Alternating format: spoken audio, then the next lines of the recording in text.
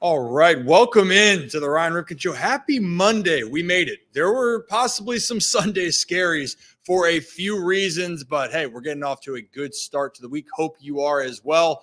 We got a lot to talk about, and with this football-baseball crossover, a lot of content, only so much time. So let's talk about what we're going to do here. We're going to get into all the football because if you guys are Ravens fans and you watch that Ravens-Cowboys game, shirts and pants, you were feeling some type of way, especially in the fourth quarter. We're going to break all of that down and then some headlines around the NFL, one continuing to be officiating. And it's not just in the Ravens games. It's in some of the biggest games in huge monumental moments. For our Oriole fans, we are going to talk a lot about the Orioles later on. And guys, we might even have a familiar face, former friend of the program, former Baltimore Oriole, and a guy that the community absolutely loves. Can't give it away just yet. He's going to join us at the top of the hour here, or after the top of the hour, to talk about his experiences with Baltimore and his current experience as he tries to make the playoffs with his current team. So we almost got a full house in here, but let's go around the studio for our guys. We got Zach and Kevin to my right. Fellas, how we doing? Feeling a lot better after yesterday's win. Yeah, glad they picked up a win. Glad they picked up the win. They escaped with a win. They needed it. Yes. Yeah, and then behind who makes it work, the man, the myth, Brad. How we doing? What's up, fellas? Good. Hey, look, I want to say I appreciate the acknowledgement of us being on time. Just want to put that out there. We did start out on time. Thank you very much. Hey, baby steps. Well done, fellas. We're back. We're so back, but we appreciate it. And again, we love when you guys tune in live and we can see the live reaction in the chats. Obviously, you guys can watch it later on YouTube, or you can listen audio version on Spotify and Apple. If you guys can rate and review, that'd be great to help us continue to grow it out to people that we know, just like you guys watching, have enjoyed what we got to show you and bring to the table. But yeah, guys, let's just dive into this then for Sunday, right? Because especially after the Orioles lost, I couldn't imagine what would have happened if the Ravens lost. And it didn't feel like it was going to happen until 15 minutes were left in the fourth quarter. So the Orioles, as we know, they lost the game, but they're in good position. The Orioles are going to go to the playoffs. They could clinch here tomorrow or in the future. Ravens, if they drop to 0-3, one team out of the last 129 teams have started 0-3 and made the playoffs. That's the last 25 seasons. So the Ravens escaped. We know 28-25. Guys, just initial reactions. I didn't. Brad knows I couldn't say the words out loud. We were watching the game together here, and it was Rocco had left. That was the problem. That's what happened. I just realized it. The three of us were watching the game. Rocco left in the third quarter, and then it all went to hell in a handbasket. So it's yet again Rocco's fault. After Rocco cashed the Rashad Bateman touchdown, anytime touchdown, and the Derrick Henry 2-time touchdown. Yeah, unbelievable. He's like, I got my money. I don't care anymore. Gone. And then with that, all of the good voodoo kind of left. But Zach, Kevin. Once again, Rocco sucks. Yeah. Hashtag always blame Rocco. Always. But Baltimore 28-6. And I had my feet up, and I should have known better. Yeah, I were straight chilling. I was like, this is nice. This is pleasant. And then I wanted to believe that we were done with these moments. Yeah. And then I was rudely reminded. Yes. So it was the way that I saw it was exactly like you said. Quarters 1 through 3, the feet were up. You were feeling good. And then we entered the fourth, and it was a 28-6. And I'm not going to lie, the graphics started popping in the head. This isn't going to happen, right? Then the Cowboys start driving down the field. I started worrying. I started getting very concerned. But then the Cowboys turned it over on downs. There was the potential Darius Washington interception, then Brandon Cook's interference, turnover on downs. I legitimately out loud said, oh, thank God, I thought they were going to do that again. Little did I know the experience was just beginning. There's something about those fourth quarter Ravens. I don't know what it is. We've seen some comments about, even from Lamar, saying, gotta keep the pedal to the metal. So, the thing of it is, it's like, it always seems like it's a different phase of the game that falls apart in the fourth quarter. This instance, it was the special team. Yeah. Right. It was Justin Tucker missing a field goal. It was Zay Flowers fumble on the onside kick that now everybody knows is coming. Then our boy holding people. Yeah. Then what was the other one? There was one other special teams blunder, and I can't remember. Well, there was at the end of, and even we'll get to that about the referee or the calls, but the Ravens got a holding then on that final drive, pushed back on the return. Yeah, and that's again, what it was. If the ball goes into the end zone, you get the ball at the 30-yard line, and it wasn't a good return, plus the holding. I mean, Kev, I could only imagine what could have been here in Baltimore if the Ravens lost. I don't know. Locked On Ravens would have burnt to the ground. I think we all can imagine kind of what that conversation would look like. And again, and we've talked about this too. It's a game that for the first 3 quarters, they just went out there and dominated. But, you know, a lot of the stuff that is the conversation points today is, well, Ravens are the worst fourth quarter team. You know, Ryan Clark saying, what's the worst team in the NFL? The Ravens in the fourth quarter. Yep. There was a lot of good that we saw out of this team, but there are obviously things they have to clean up. But you know what? What's the saying? A win is a win is a win is a win is a win is a win is a win. Yeah. And real fast, my last thing that was the most concerning about all this is exactly what Brad said. It's always a different facet, it feels like, of the team that kind of is getting shaky. This week, it was blatantly far and beyond the special teams. Yet, if the Baltimore Ravens would have lost yesterday, every single headline, and even Shannon Sharp tweeted it out mid-game saying, okay, Lamar, go put it away. Everyone would have said the game was on Lamar Jackson, even though he didn't miss. He put him in field goal range to put him up 4 scores. It gets missed. They don't get the ball back until 16 points have gone on the board since. Well, and then they go 3 and out, to be fair. Yeah. Yeah, so there's one. They got the ball one time in the fourth quarter after the missed field goal, and then 3 and out. So yeah, there's the one drive. They get it back. They end it. So it just would have sucked to sit through another week of this is Lamar's fault from the media when it just blatantly was not. Yeah, and Lamar only threw the ball 15 times because he didn't have to throw the ball that much, but he was 12 of 15, 182 yards, touchdown, no interception. Then he ran for 87 yards in the opening touchdown. And fellas, let's just get through all this then real quickly. The Ravens had a 28-6 lead with under 9 minutes to go. Mm-hmm. And then Dak Prescott and the Cowboys got their first touchdown of the game, and it's 28-12, right? So 8:53 left in the game. The Ravens are still up 16 points, and that's when the onside kick happened. And it just kind of felt like things weren't going the right way. And to your point, though, there's nothing that Lamar did. The offense was sitting for a while. Yes, they did have a 3 and out. Yes, they could have had an opportunity, but the whole game they had their way with the Cowboys. They had a 22-point lead because defense made stops and the offense couldn't be stopped. Yeah. So the other part too, you know, and it's been different for us guys. Like Tucker missing kicks is something that we're just not used to seeing, specifically under 50 yards. Mm-hmm. And that was something that's kind of led to this conversation. Like, I don't know exactly if we have the right answer, right? But I have my thoughts. But there is a theory. Yeah. There's a theory out there where I think this is where your thoughts are going, Brad. Yeah. Yeah. I mean, I think it's the placeholder. I mean, that's the only variable. And I just refuse to believe that Justin Tucker has just somehow fallen off a cliff. So the only variable has to be the placeholder, right? I mean, that's what makes sense to me. Would love to get some insight on that and maybe told that I'm wrong. If I'm wrong, that's fine. But that's kind of where I'm leaning towards is Jordan Stout. And I think, correct me then, Zach, that the reason why this is getting brought up is because there are some videos circulating on Twitter right now of the specific holds between Sam Cook and Jordan Stout. Yeah, so right now kind of the big thing going around Twitter is there are side-by-side screen grab comparisons of Sam Cook holding the ball versus Jordan Stout holding the ball.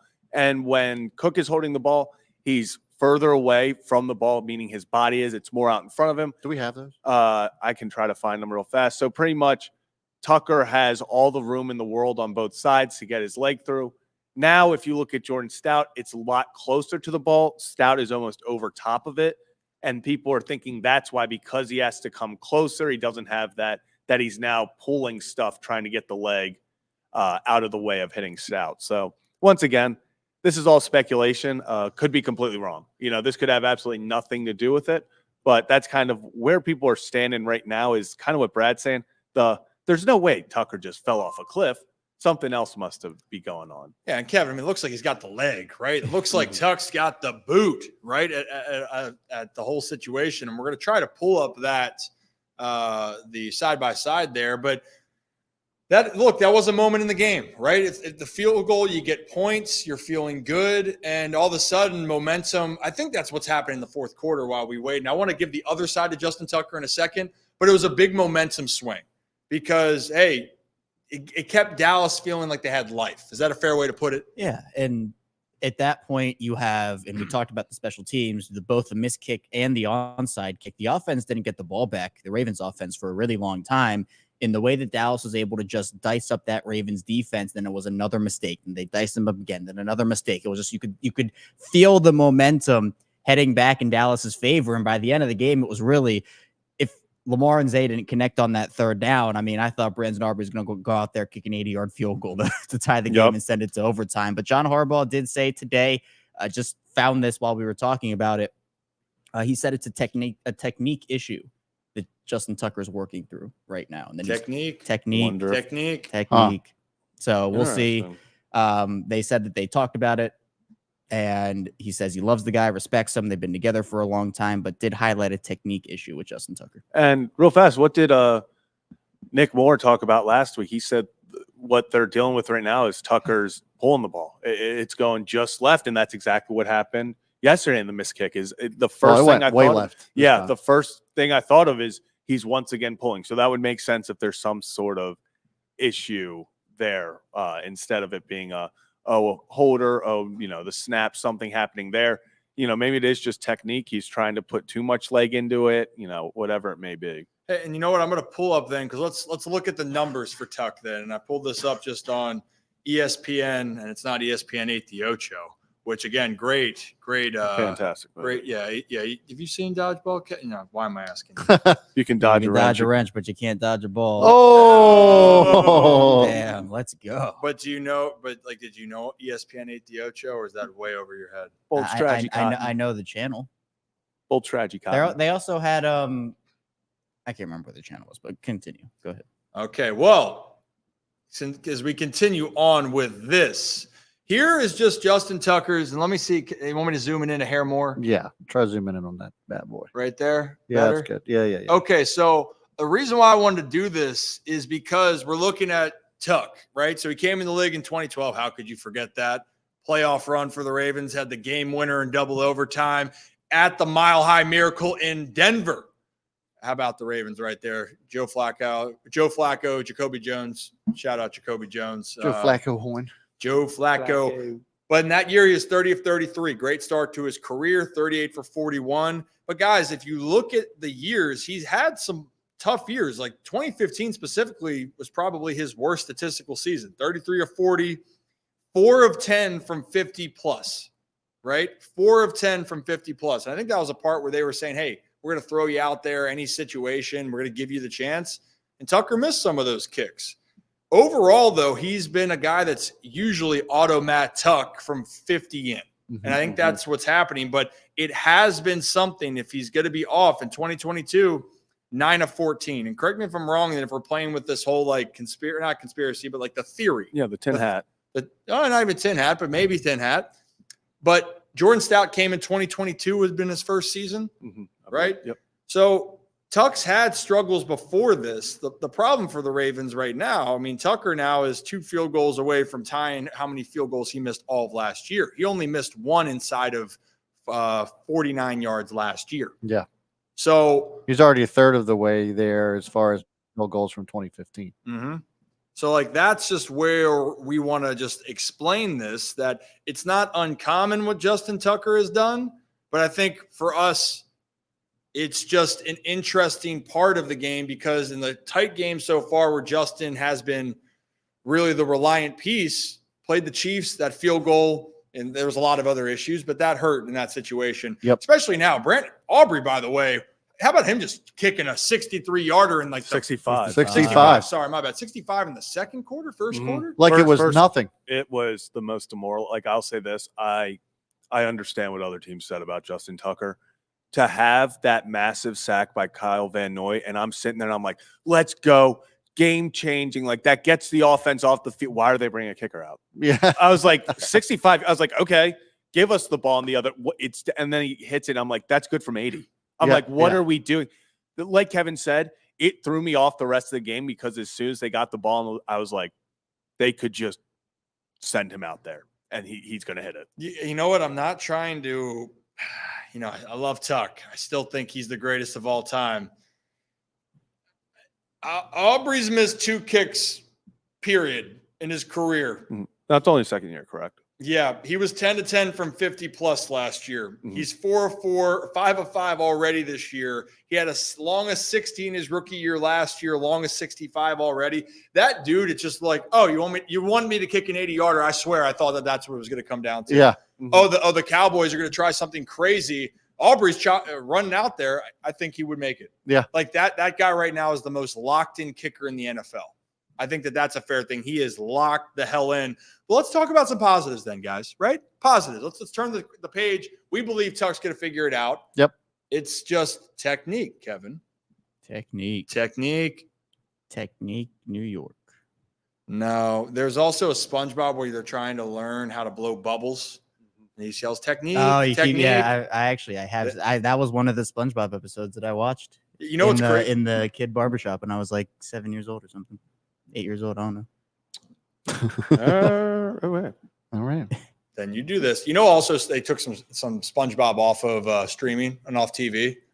They took a couple off the air. Why? Oh, pre 2004 SpongeBob was naughty. Oh, come on. It can't be any worse. Oh, I loved it. I loved it. Yeah, but like Ren and Stimpy. Like my dad used to watch Ren and Stimpy with me. And now I go back and I'm like, my God. The shit that I didn't know. I loved it. Yeah. I think one part was it was over the SpongeBob and Patrick were going on a panty raid. That's why they took it off the air. I remember that. And then Mr. Krabs ended up stealing his mom's underwear. Yeah. So I guess they took I forgot all about that. What a great episode. Kevin, the more you could have had for your childhood. I guess so. Real fast. I just shout out someone in the chat just brought up his age. Brendan Aubrey's already 29 years old. I didn't realize that. Me either. When he played soccer at Notre Dame, I thought he came straight from Notre Dame playing soccer to this. He played professionally. He was at Notre Dame playing until 2016, and then he took the next 7 years to, I guess, pursue soccer, and now he's doing this. Oh, sounds like our friend Nick. Yeah, pursuing baseball, and that's actually kind of crazy. He's already 29. It's going to be.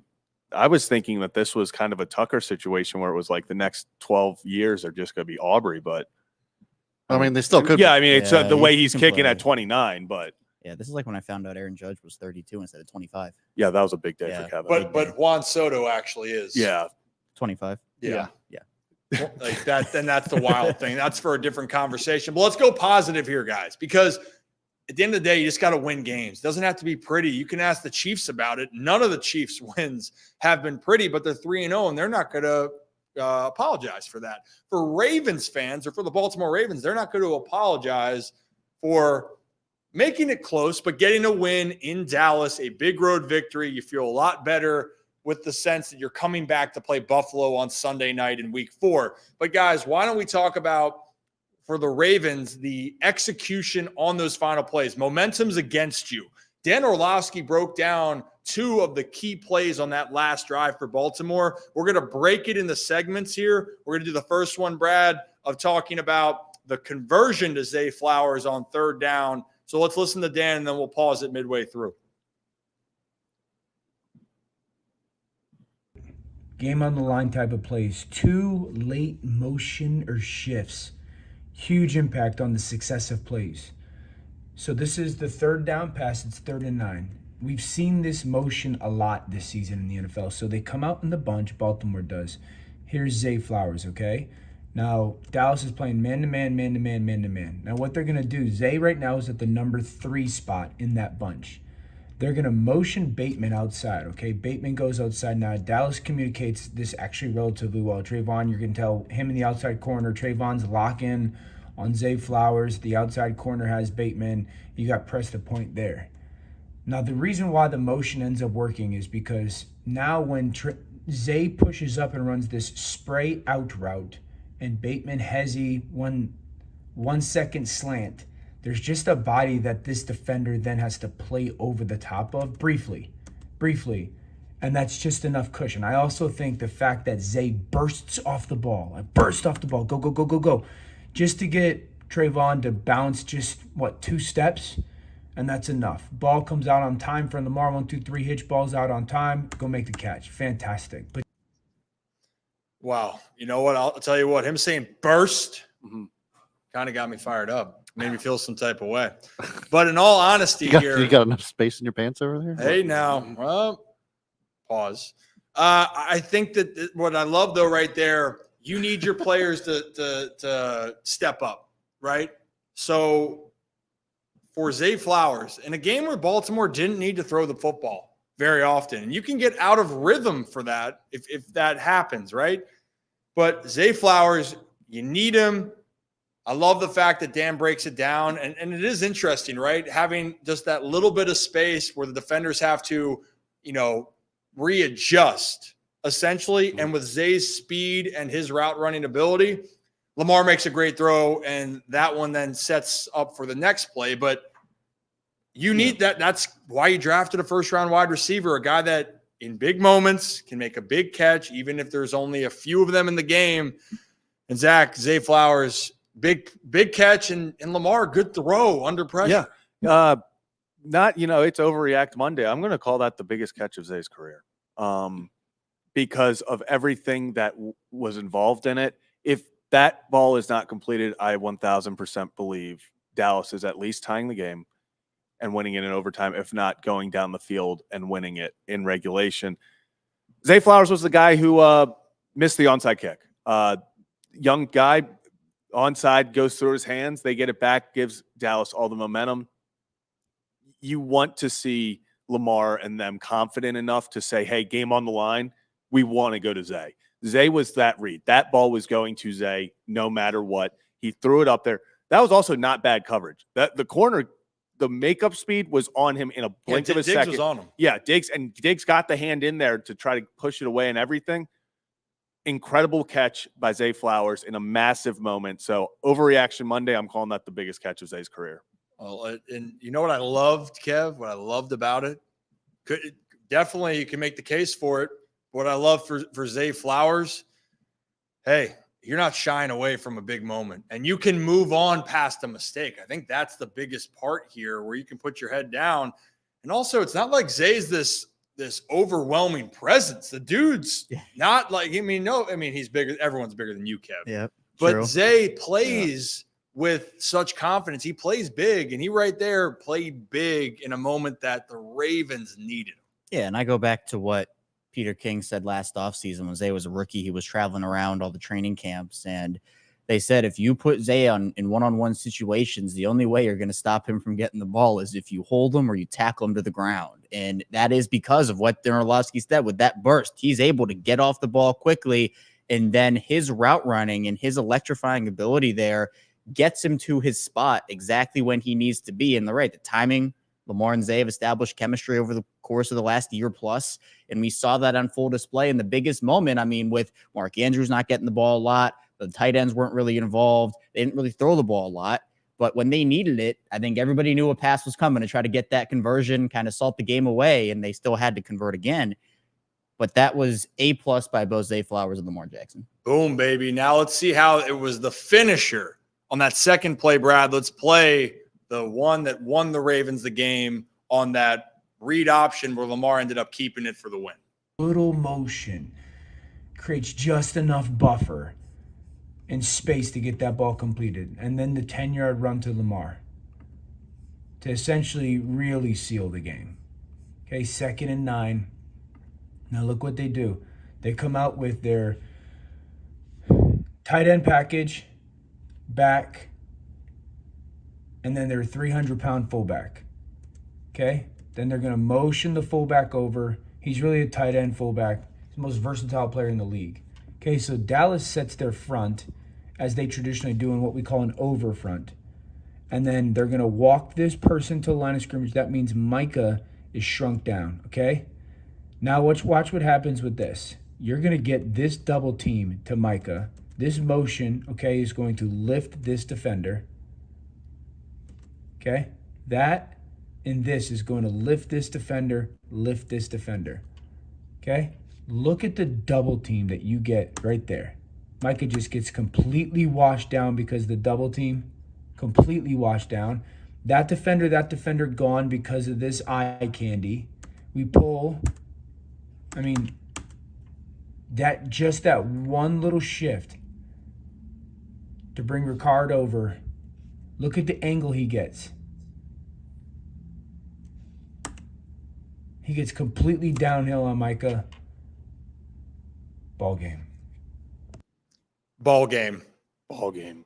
And that was really a thing of beauty. And you could see, and again, shout out to Dan Orlovsky breaking it down. Good double team. Make the defender that's coming up make a choice. He went after Zay Flowers, and then you have the most electrifying player in the game with the ball in his hands, Lamar Jackson, have a hole and be able to make the most of it. He does it. Ravens win the game, right? So with those moments, a shout out the offensive line. They've taken a lot of heat, and they had their way for the most part on the ground. But in the biggest moment right there, they put it away, Zach. Yeah, and I like how you shout out the offensive line because the guy I was just about to shout out, who did you see pulling guard, sealing the block to really just give Lamar the hole to get those final 3-4 yards to put it away and not make it just a 3rd and 3, 3rd and 2. Daniel Falele, the guy that everyone has been questioning, the guy that Harbaugh and them have been saying, whether fans like it or not, they're like, we like this guy. We think he can get better. He went out there yesterday and proved them right. He took a massive step. You saw it in things with him even getting switches and stuff. Big step for him, but on that final play, goes out there. We've been talking about his athleticism, gets to the outside, gets in space, seals the block, and as Dan Orlovsky said, ball game. Ball game. And Kevin, how many sacks did the Cowboys have? 0. Just one quarterback hit. And in Spanish, it's cero, right? I think it's cero. Still means zero. Cero. There you go. You know, you can watch the game in Spanish too on ESPN Deportes. ESPN Deportes. You know what? I was trying to see if I could remember my numbers. I got to get back into learning Spanish. That was the one thing that was good about playing baseball, except I learned a lot of the bad words. I didn't realize this, but Nick Moore knows how to speak fluent Spanish. Is that for sure? Oh, wow. Yeah. Fluent? Yeah. Okay. That's the next thing we're to talk about immediately. It was him and who's on the Red Sox? Damn it. Rafael Devers? Yes. Him and Rafi. Nick Moore taught Rafi how to speak English or like helped him learn how to speak English. Of course. Yeah. I you know what? Backstory. We are going to get then Felix Batista in here at some point. Yeah. And Nick's going to try to talk to Felix. I really want to test it. Yeah. I love Felix. I love the mountain. English still needs some work. Yeah. So that would be a good buffer. And our translator, Nick Moore, could help with that. That would be so great. But you had a point, God. Zach. Last thing I wanted to make, because Ashley brings it up here. I thought Zay Flowers had the ball and got tackled for a loss of 5.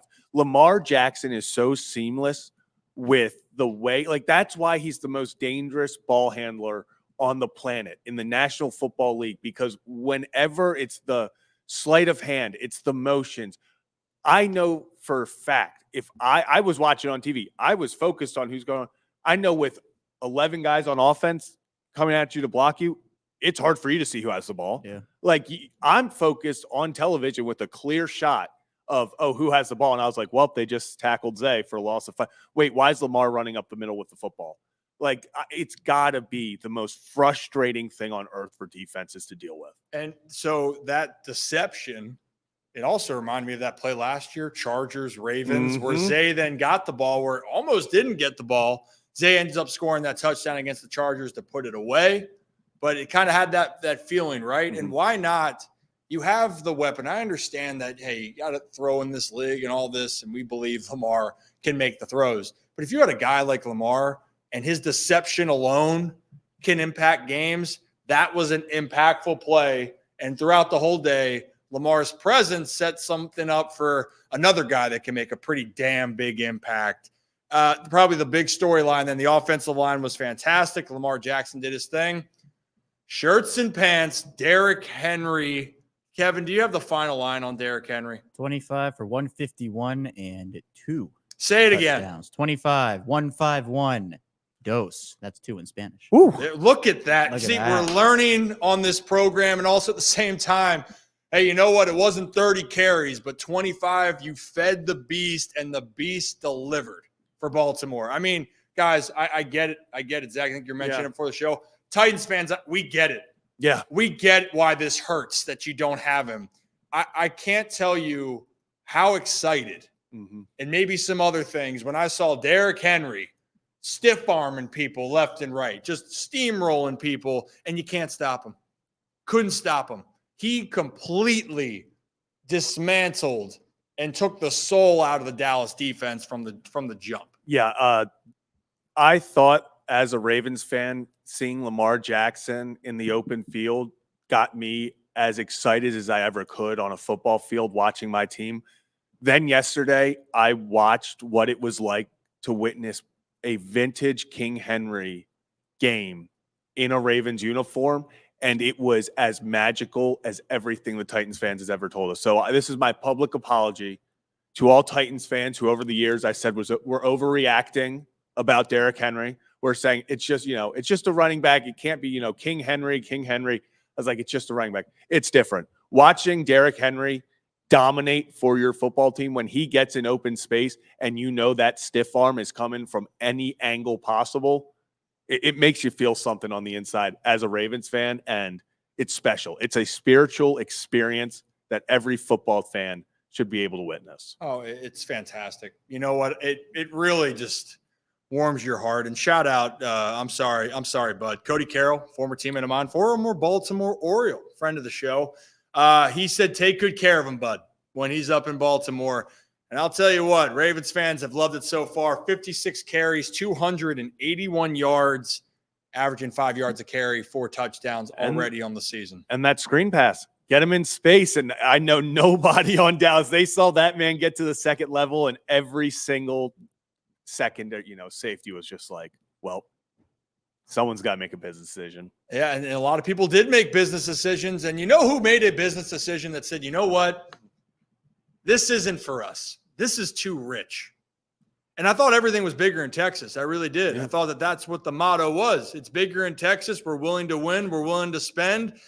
Not so fast if you're the Dallas Cowboys and Jerry Jones, right? That was a part where people thought the fit in the offseason, if it wasn't Baltimore, it was Dallas.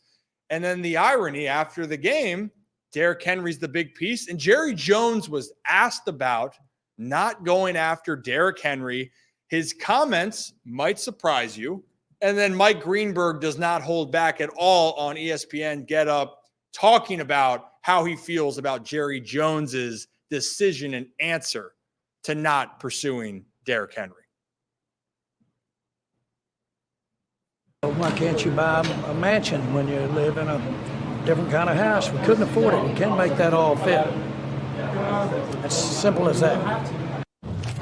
And sorry, but with all due respect, sir, it is definitely not as simple as that. Sometimes you can't buy a mansion because you ran up a lot of credit card debt or something like that. You made bad financial decisions, and that's what his team and his leadership have done. Maybe if you had decided to treat the offseason like it began sometime before September 1st, you would have been able to make some of these moves. But when you wait on the CeeDee Lamb deal until you're the last mover, you ever heard of the term first mover advantage? Well, they were the last mover when it came to the great receivers, and so it cost them way more than it otherwise would have. And they were the last mover. They literally signed their quarterback to the biggest contract of all time an hour before the season began. They had no offseason, so they got worse and more expensive, which is terrible management. So they could easily have afforded Derrick Henry if they had taken care of their business when they should have. And instead, he ran all over their non-existent defense yesterday. Damn right he did, Mike. Ran right over it, but it was interesting, the words. We can't afford him. Oh, another thing we say when things go wrong, in baseball, and a lot of Latin guys go, oh, Diablo. and then you go coño, and that means, kind of like, I'll just say like, fuck.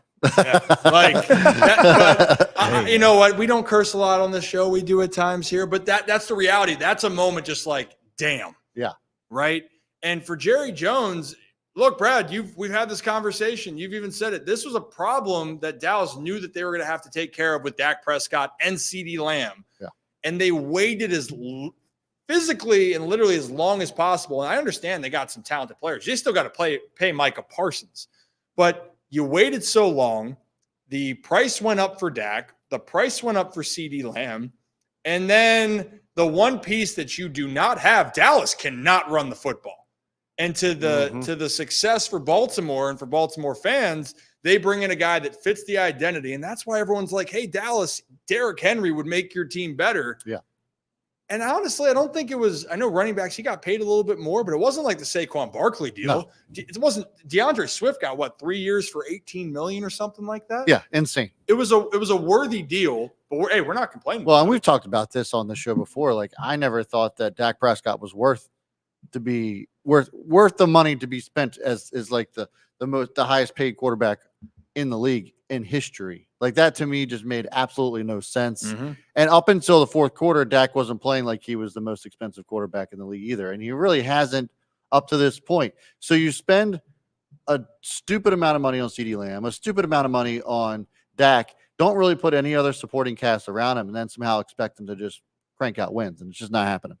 And you know what? I thought Dak played fine, to be honest, like overall, and he led a charge. And I actually think Dak gets a lot of hate, but also he is the only guy right now. You have CD and Dak.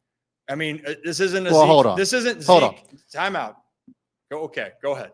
Dak, has he ever been to an AFC Championship game? I'm not saying that. I'm saying the criticism for him, I think he is a good quarterback. Yeah.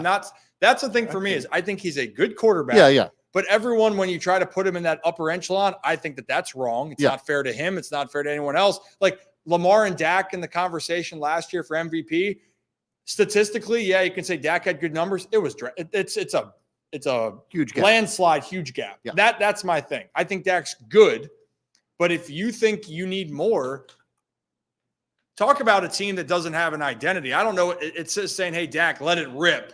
And we're hoping that we're going to win games because their pass rush can't get home and their defense can't wreak havoc. This isn't the Zeke that came out of Ohio State running for 8,000 yards. No. And it felt like. I disagree. I think they do have an identity. It's exactly what you just said. It's Dak, go try to throw for 500 yards because we can't run the ball, and our defense is either going to get 100 interceptions or going to get burnt. The defense is going to – so also, Dak, you're only going to get a chance to throw the ball probably about 6 times the entire game because the other team's just going to run it so much that it's going to kill all the clock. Mm-hmm. So you're really only going to have about 15 minutes of game time to get all of your points scored. Yeah. Yeah. And really, the Ravens dominated that first half. Yeah. And I mean dominated. And then, as we know, when you got to get into passing situations where everyone you can pin your ears back and go after the quarterback, Ravens pass rush made it uncomfortable for Dak. And then when they started to get some momentum in the second half and maybe some other things that we'll talk about later on, he can make plays. He can when the game flow can allow for it. But guys, it's looking like when they played Cleveland, that defense made plays and they didn't have to do anything. The last 2 games, defense couldn't stop anything, and their offense, Dak couldn't do enough. And also, if you don't have a lot of time and your team's giving up, I don't even know how many rush yards. Actually, our friend next might be able to talk about how many rush yards they've given up. Former Ravens defensive coordinator, former head coach of the New York Jets and the Buffalo Bills, Rex Ryan had some choice words for not only the Dallas Cowboys, but for Micah Parsons in this situation, and talking about them not being able to stop the run against Baltimore and, quite frankly, everybody that they faced.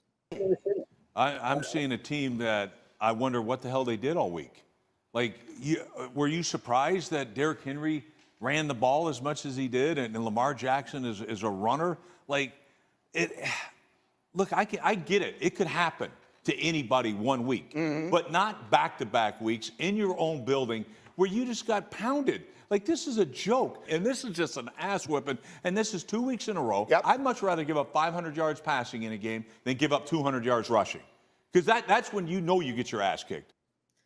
And they got their ass kicked. You looked at that last home game that they're referring to that wasn't on during this regular season. It was Saints and Ravens, but then we're going back to that playoff game against Green Bay where they walked right in and absolutely took them behind the woodshed, and it was over before it began. 7.7 yards allowed on the ground, right? And Dallas was a mess, and also they needed some big plays and their stars to step up.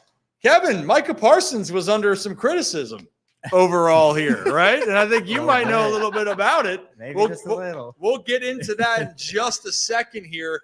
But Micah Parsons was very visibly frustrated, and we have a few comments. But let's first play the comment post-game in the locker room of him talking about how the Dallas Cowboys got a reality check. I have no idea. Like, I'm gonna be real. Like I said, I really believe we're being tested. I'm being tested. Like, it has to come together. You know, it's humbling. You know, at your all-time high, God always finds a way to put you back down. And right now, we're low as shit. And everyone has to stay strong within their faith and say, at one point, are we going to trust in God, trust in ourselves, trust in the team, trust in the framework of the defense? Because any cost, like, some of the stuff is, at one point, like I said, it's just us being us. So when it's the faith and trust going to be there. So that was Micah Parsons. If you couldn't hear some of it, it was him saying they felt really good. They were on a highs high after the Browns, and they were feeling really good about themselves. And then in the blink of an eye, you feel like shit. The old Lord is testing. Maybe they'll got to pray about it. Yeah, and you know what? Hey, you got to have faith. You got to, but also you're going to have to execute. So it's a combination. And there were some other comments too. Micah Parsons was saying that people have to stop trying to be Superman and be able to play better. And I think that's a fair assessment. People talked about the Ravens. You got to execute better. Offensive line did their job for Baltimore. They did enough and found a way to win the game. Dallas, you know, Micah Parsons is their guy. And it seems like he was not a fan of all those read options. I think we got a quick clip we can show you. Just we can run it through and I can talk over top of Micah Parsons against Lamar Jackson and that read option. He was not having a fun day. And I mean, to be fair, I wouldn't have a lot of fun if I got to try to stop Derrick Henry and Lamar Jackson, right? But a guy that's supposed to, in some of these plays as you're seeing, he's got to make a choice. And for that guy, he got deceived so many times on the direction of the play. And usually I feel like for the outside guy, correct me if I'm wrong, like that you're contained on that. So if you bite and no one's out there to help, you get beat on the outside, you're cooked. And that's kind of what happened on some plays. Lamar cooked him. And I think every that play. And maybe that's also part of NFC teams not seeing enough of Lamar. You might not realize just how damn fast he is. And Lamar is 101, right? So there's all that. There's frustrations. And then just to add to that, Kevin, because I think you made a tweet about talking about Micah Parsons, not in any bad way, but just saying, just like we showed with the clip. I don't know. It was a bit snarky. No, Kevin would never. I would never. Kevin would never. So Come if you on. guys didn't see it, Kevin, you tweeted that Micah Parsons is out there looking dazed and confused. Was that essentially the tweet? Yeah. Well, Parsons and the entire defense. But yes, the tweet was Micah Parsons was dazed and confused by the Ravens and Lamar Jackson. And so Micah responded, and in a since deleted tweet, it was out. Yeah, this is deleted. All of 10 minutes. Said, and it's up right now. I'm gonna give y'all a quick education from now on. When you have a tight end, he meant tight end, coming from across your face, you are a spill, aka a dive player. So it's gap replace. And then he told me nothing confusing or hard about it. A very nice comment there from Micah, and a very simple and fundamental football played at all levels. So very nice response from Micah to me. I do want publicly on record, I am Team Micah in this beef. Micah? Yeah, I'm Team Micah on this. Team Micah? Even though Kevin was right. I'm not. No, fuck that. Look, Micah Parsons was wrong. He was. He tweets that out after Kevin was right, by the way, about how he got cooked by Lamar Jackson. Then Micah Parsons decides to double down, retweeting all the plays that he got cooked on. That's why he deleted it. But fortunately, we know how to screenshot and save tweets. So sorry, Micah. I'm only. It's gonna live on the internet forever now. I'm only team Micah because it's can't be team Kevin, right? I felt like that. Look, for once, I'm team Kevin at this. Let's go.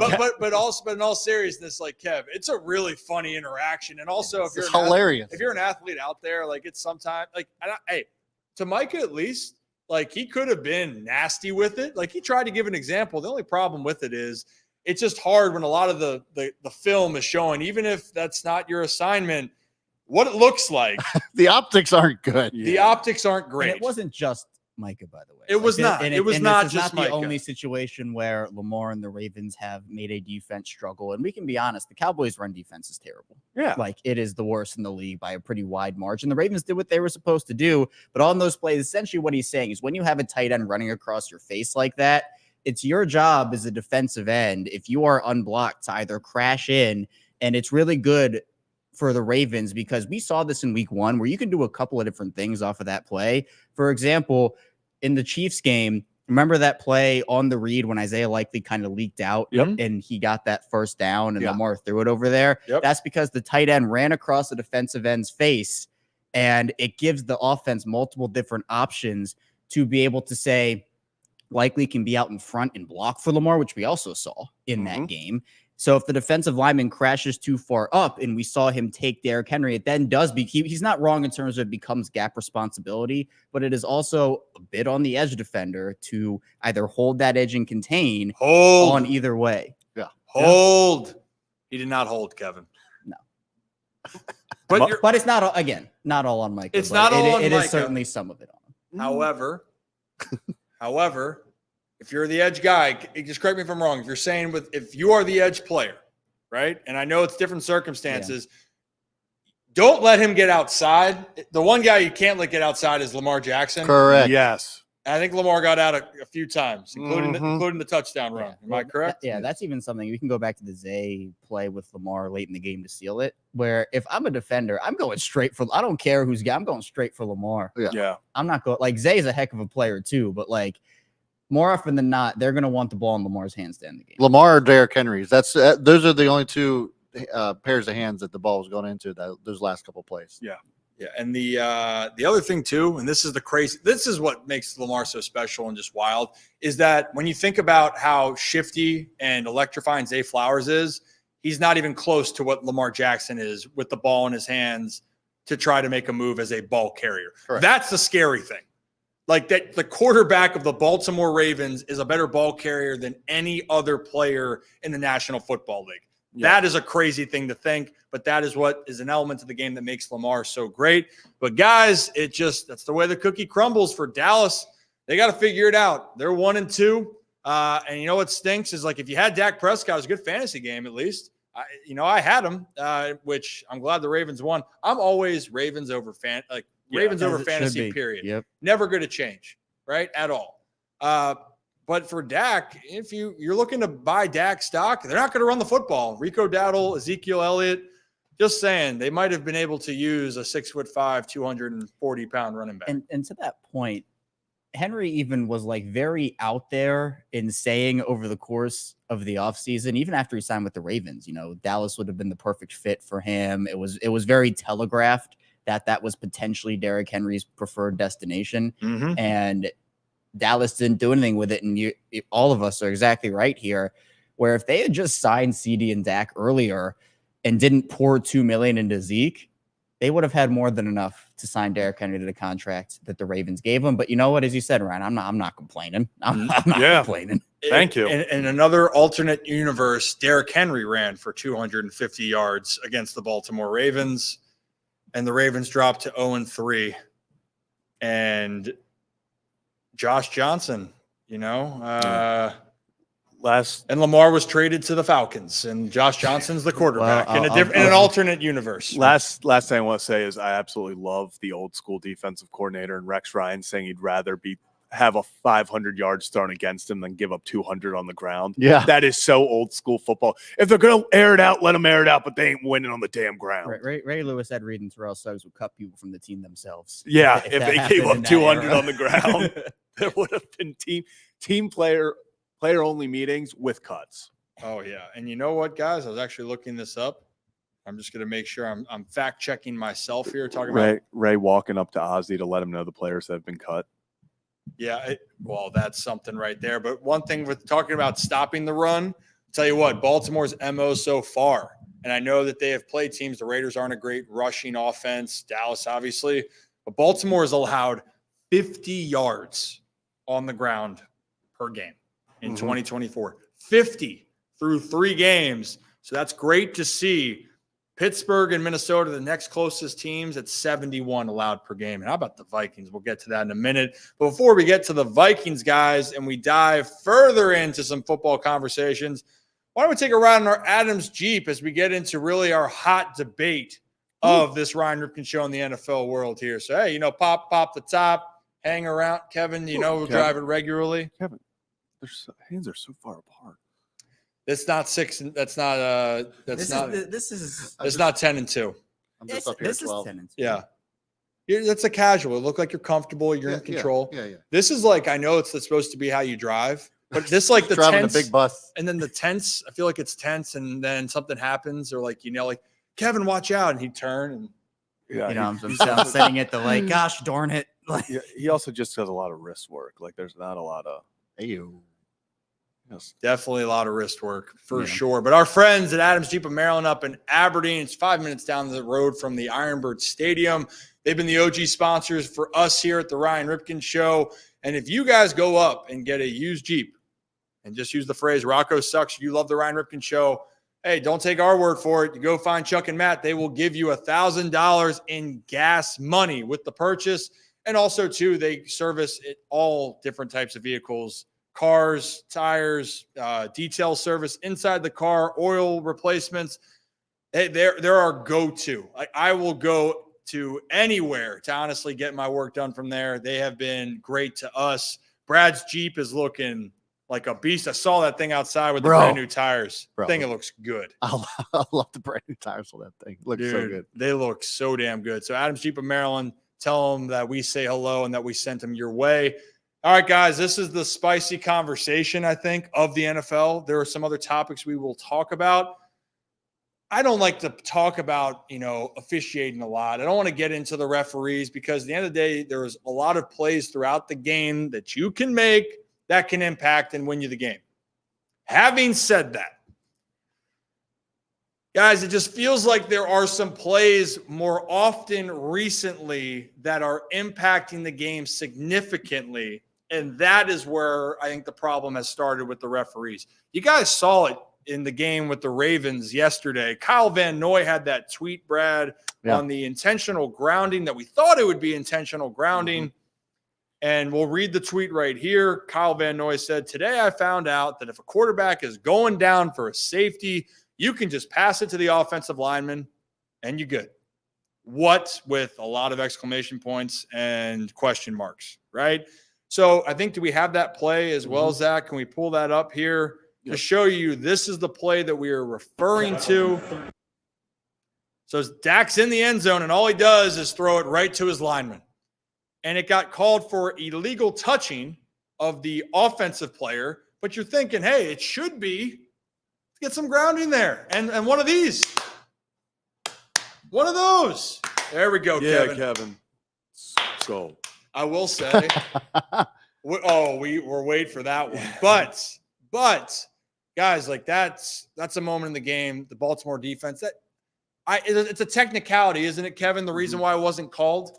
A technicality and a loophole in the rule that I think literally every single team should be blasting for the rest of the year to their teams. Because again, this essentially saved Dallas 2 points. So John Harbaugh gave the explanation that he got from Ronald Tolbert and said that he was told because a Cowboys player caught Dak's pass, even though the pass catcher wasn't eligible and there was illegal touching on the play, it was an offensive lineman who caught the ball, they couldn't call intentional grounding because the ball didn't hit the ground. So Harbaugh described that as a loophole. I don't like that loophole.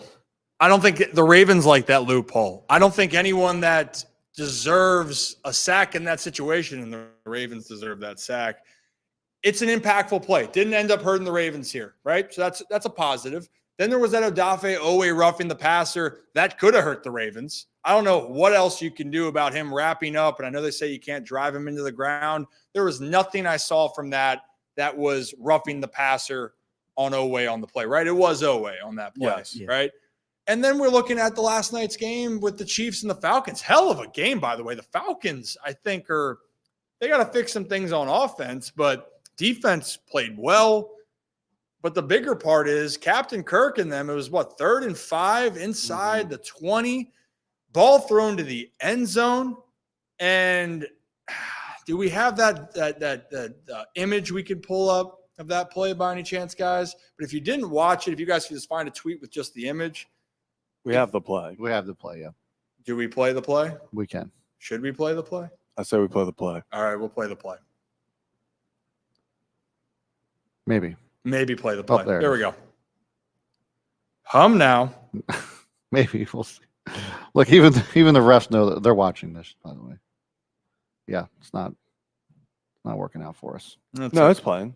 Yeah, but it's not playing well. Can you just find a tweet with just the play and Zach in the we just need to see the actual. There's the hug. There's the hug. Yep, there we go. And like fucking 380p. Sorry, guys. I'm gonna be honest. I think the defender got there early. Just because safe to say. Got there early. Flag was not thrown. Atlanta goes for it then on 4th and 5. Don't get it. They had a chance again later in the game, and you could say, yep, Ryan, they had a chance. But if that's called, which I think it should have been called, that's 1st and goal from the 1. You got 4 chances at the 1-yard line. If you don't score from the 1, you don't deserve to win. But I think it's the inconsistencies, right, Brad? Because then the week before, the Chiefs are playing the Bengals. And again, for Ravens fans, you're not complaining about that call. But the Chiefs had a call in their favor. That deep ball, 4th and whatever, a mile. 16, I believe. 4th and 16, 4th and 17. Desperation. And that play specifically won the Chiefs the game. The Chiefs won the game. If that ball drops, no flag, the Bengals need out. The game's over. Play gets called. Butker kicks the game winner. The Chiefs stay undefeated and move to 2-0. I mean, guys, like your thoughts with this. I mean, I feel like we're seeing more and more, and I wish then on some of these plays, pass interferences can get, tick-tacky. I get it.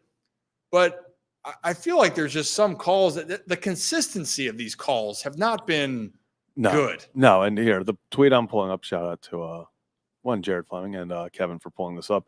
Here's the difference between the past two. Last week, Bengals were called for pass interference that gave the Chiefs the opportunity to go get the game-winning kick. This week, it seems that there is not, I would call this even more blatant pass interference. Not looking at the ball, both arms completely wrapped around him.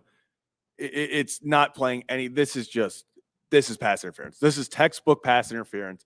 And the most frustrating part about all of this is the fact that, it's not even being hidden.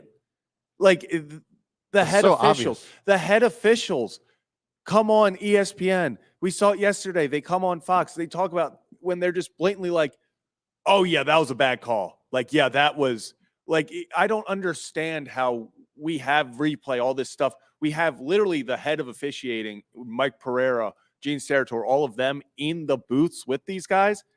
And yet they'll be out there saying, oh, yeah, refs really messed that up. That changes this game completely. It's call on the field. Something's got to give to where this can't be happening every single time. And unfortunately, it feels like every whistle goes for the Chiefs right now. I think that's what people are frustrated with. It goes back to last year. Who was the player that took her helmet off in the middle of the game?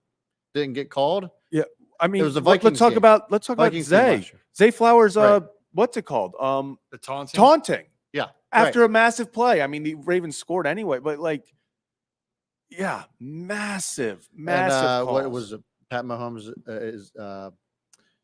leads the league since entering the league in interceptions called back or something. Although I will say a lot of that's weird because he gets a lot of people to jump off sides and then take shots. So a lot of that was on offsides. There are a lot. There are a lot on those, right, where it's a encroachment play. But yes, like there has been a fair share of his, even if you take that away, where they've been called back. Oh yeah. And Teddy Bruschi said something on Get Up as well, because Teddy Bruschi, former linebacker for the Patriots when they were the dynasty early on, he said, "Hey, look, a lot of the Chiefs are in the same stratosphere now as the Patriots were. That people started hating them, and they felt like every call was going their way. But the Chiefs find themselves and put themselves in a position to win a lot of games." Which I agree with Teddy on that. Like the Chiefs, for the most part, they've found ways to win games in many different ways. But the problem is when it's the consistency of the call. That's where you're looking at it. And it's not just like a little call here and there. You can even go back in the past here. There's been multiple calls. This is why it's being brought up, even though I think at this call, it was probably the right call, is justified. The linebacker pushing Mahomes out in the AFC Championship game against the Bengals. Yeah. It's a 15-yard penalty, and the Chiefs kick the field goal and win the game. I think what we're hearing is a lot of big plays in the big moments that have gone one way and not the other. The only time it didn't was the Kadarius Toney offsides. Yeah. That's really the only one I can think of, and they were heated about that, and everyone's saying, remember Mahomes post-game didn't congratulate Josh Allen. All he said was that's the worst call he's ever seen. That was I didn't like that look. That's what was the toughest thing for me with Patrick Mahomes, was that moment after all the calls he's gotten, for him to just take away Josh Allen's moment of finally beating him. That's when I was like, well, that sucks that's what the face of the league is doing. Yeah, I just want to see more consistency with it, right? And for the Ravens especially, Lamar Jackson then, Kev, had a hot mic of him saying, what was the phrase exactly? Stop cheating us, bro. Just like that. Stop cheating us, bro. When I move, you move. Just like that. Just like that. It's on players' minds, right? Like it's something that's on players' minds. And look, players are always going to be biased. They think that every call should go their way, or most calls. It just feels like we're having that conversation over and over again. So I would, one more thing. I would understand if, it was a bang, bang play where it wasn't as clear and obvious. Like if there was a play that that probably was the wrong call, could have gone either way. And we're seeing a lot of those. We're just seeing like blatantly egregious. And this isn't just a Ravens thing. This is obviously across the entire league. But it's like these plays that have direct impact on the game, whether you want to talk about it from Kansas City's perspective or Baltimore's perspective, we're not talking about bang, bang, heat of the moment, like things. Like obviously every play is, but it's not like we're seeing all of these. It could have gone either way. This is clear and obviously the wrong call. And we're seeing a lot more of those this season, it feels like. And if you're going to call it, I think you want to see consistency throughout the game. Like if it's going to be called throughout the game, call it. Yes. If it's not going to be called earlier in the game, don't call it in the big moment. And I think that we're seeing that is for the Ravens in some of those moments, like the roughing the passer call, there was no real calls throughout the game on that. And then that gets called. The Chiefs situation, you can go back and look. It's just, if it's consistently called, call it. And in that case, unless it's so blatant, that one for the Falcons seems so blatant. But Chiefs are 3-0, Falcons are 1-2. That's just the way the cookie crumbles. And guys, let's do a little bit more NFL talk here. And then we have our guest joining us at 4:30, former Oriole, chasing down a postseason berth here in the 2024 season as it's, just a week away. Yeah. 6 days away from the final game on Sunday, the 29th. A lot to be had here, or a lot to be figured out with some teams who are going to go to the postseason. Baltimore is one of those teams that is going to go unless we see something we probably have never seen before. We'll get to that and more. But, guys, why don't we talk about who just absolutely lit it up in the fantasy space, and we hope you hit his overs. But let's take a trip to Hollywood Casino and Charlestown Races up in West Virginia. Was that you? Oh, whoa. That was me. That was low-key electric. Wow. Unexpected, but electric. Wow. Listen, Rocco told me we needed to change it up, so I changed it up. I don't know if I can get that high there. You're not supposed to. Only one of us. That was amazing. But it's also amazing. Hollywood Casino, Charlestown Races. another one of our early sponsors. Hey, it's an hour and 15 from Baltimore, hour from Owens Mills. We are going up there for a tailgate event, which we will have more details on later into the football season when baseball is done. And then we're going to figure out more ways to have giveaways for all of you. One just being, hey, if you download the Penn Play app, automatically you have a chance to win up to $2,000 in Penn Play cash. And if you love complimentary, I certainly do. If you use your Penn Play card up in West Virginia, then you will get complimentary beverages, but it's only valid in West Virginia, not in Virginia and Maryland. And guys, the player that if you were betting the over on or feeling good, it had to be Juwan Jennings on the San Francisco 49ers. Yeah. It eats me up. I could have started him in fantasy, but talk about having a career day. 3 touchdowns, 175 yards. And by the way, Brandon Ayuk was there. Brandon Ayuk held under 50 yards in that game. Yeah. Juwan Jennings signed an offseason contract, not the one that Ayuk signed either. It was a 2-year, $15 million something deal. But yesterday, unbelievable for Juwan.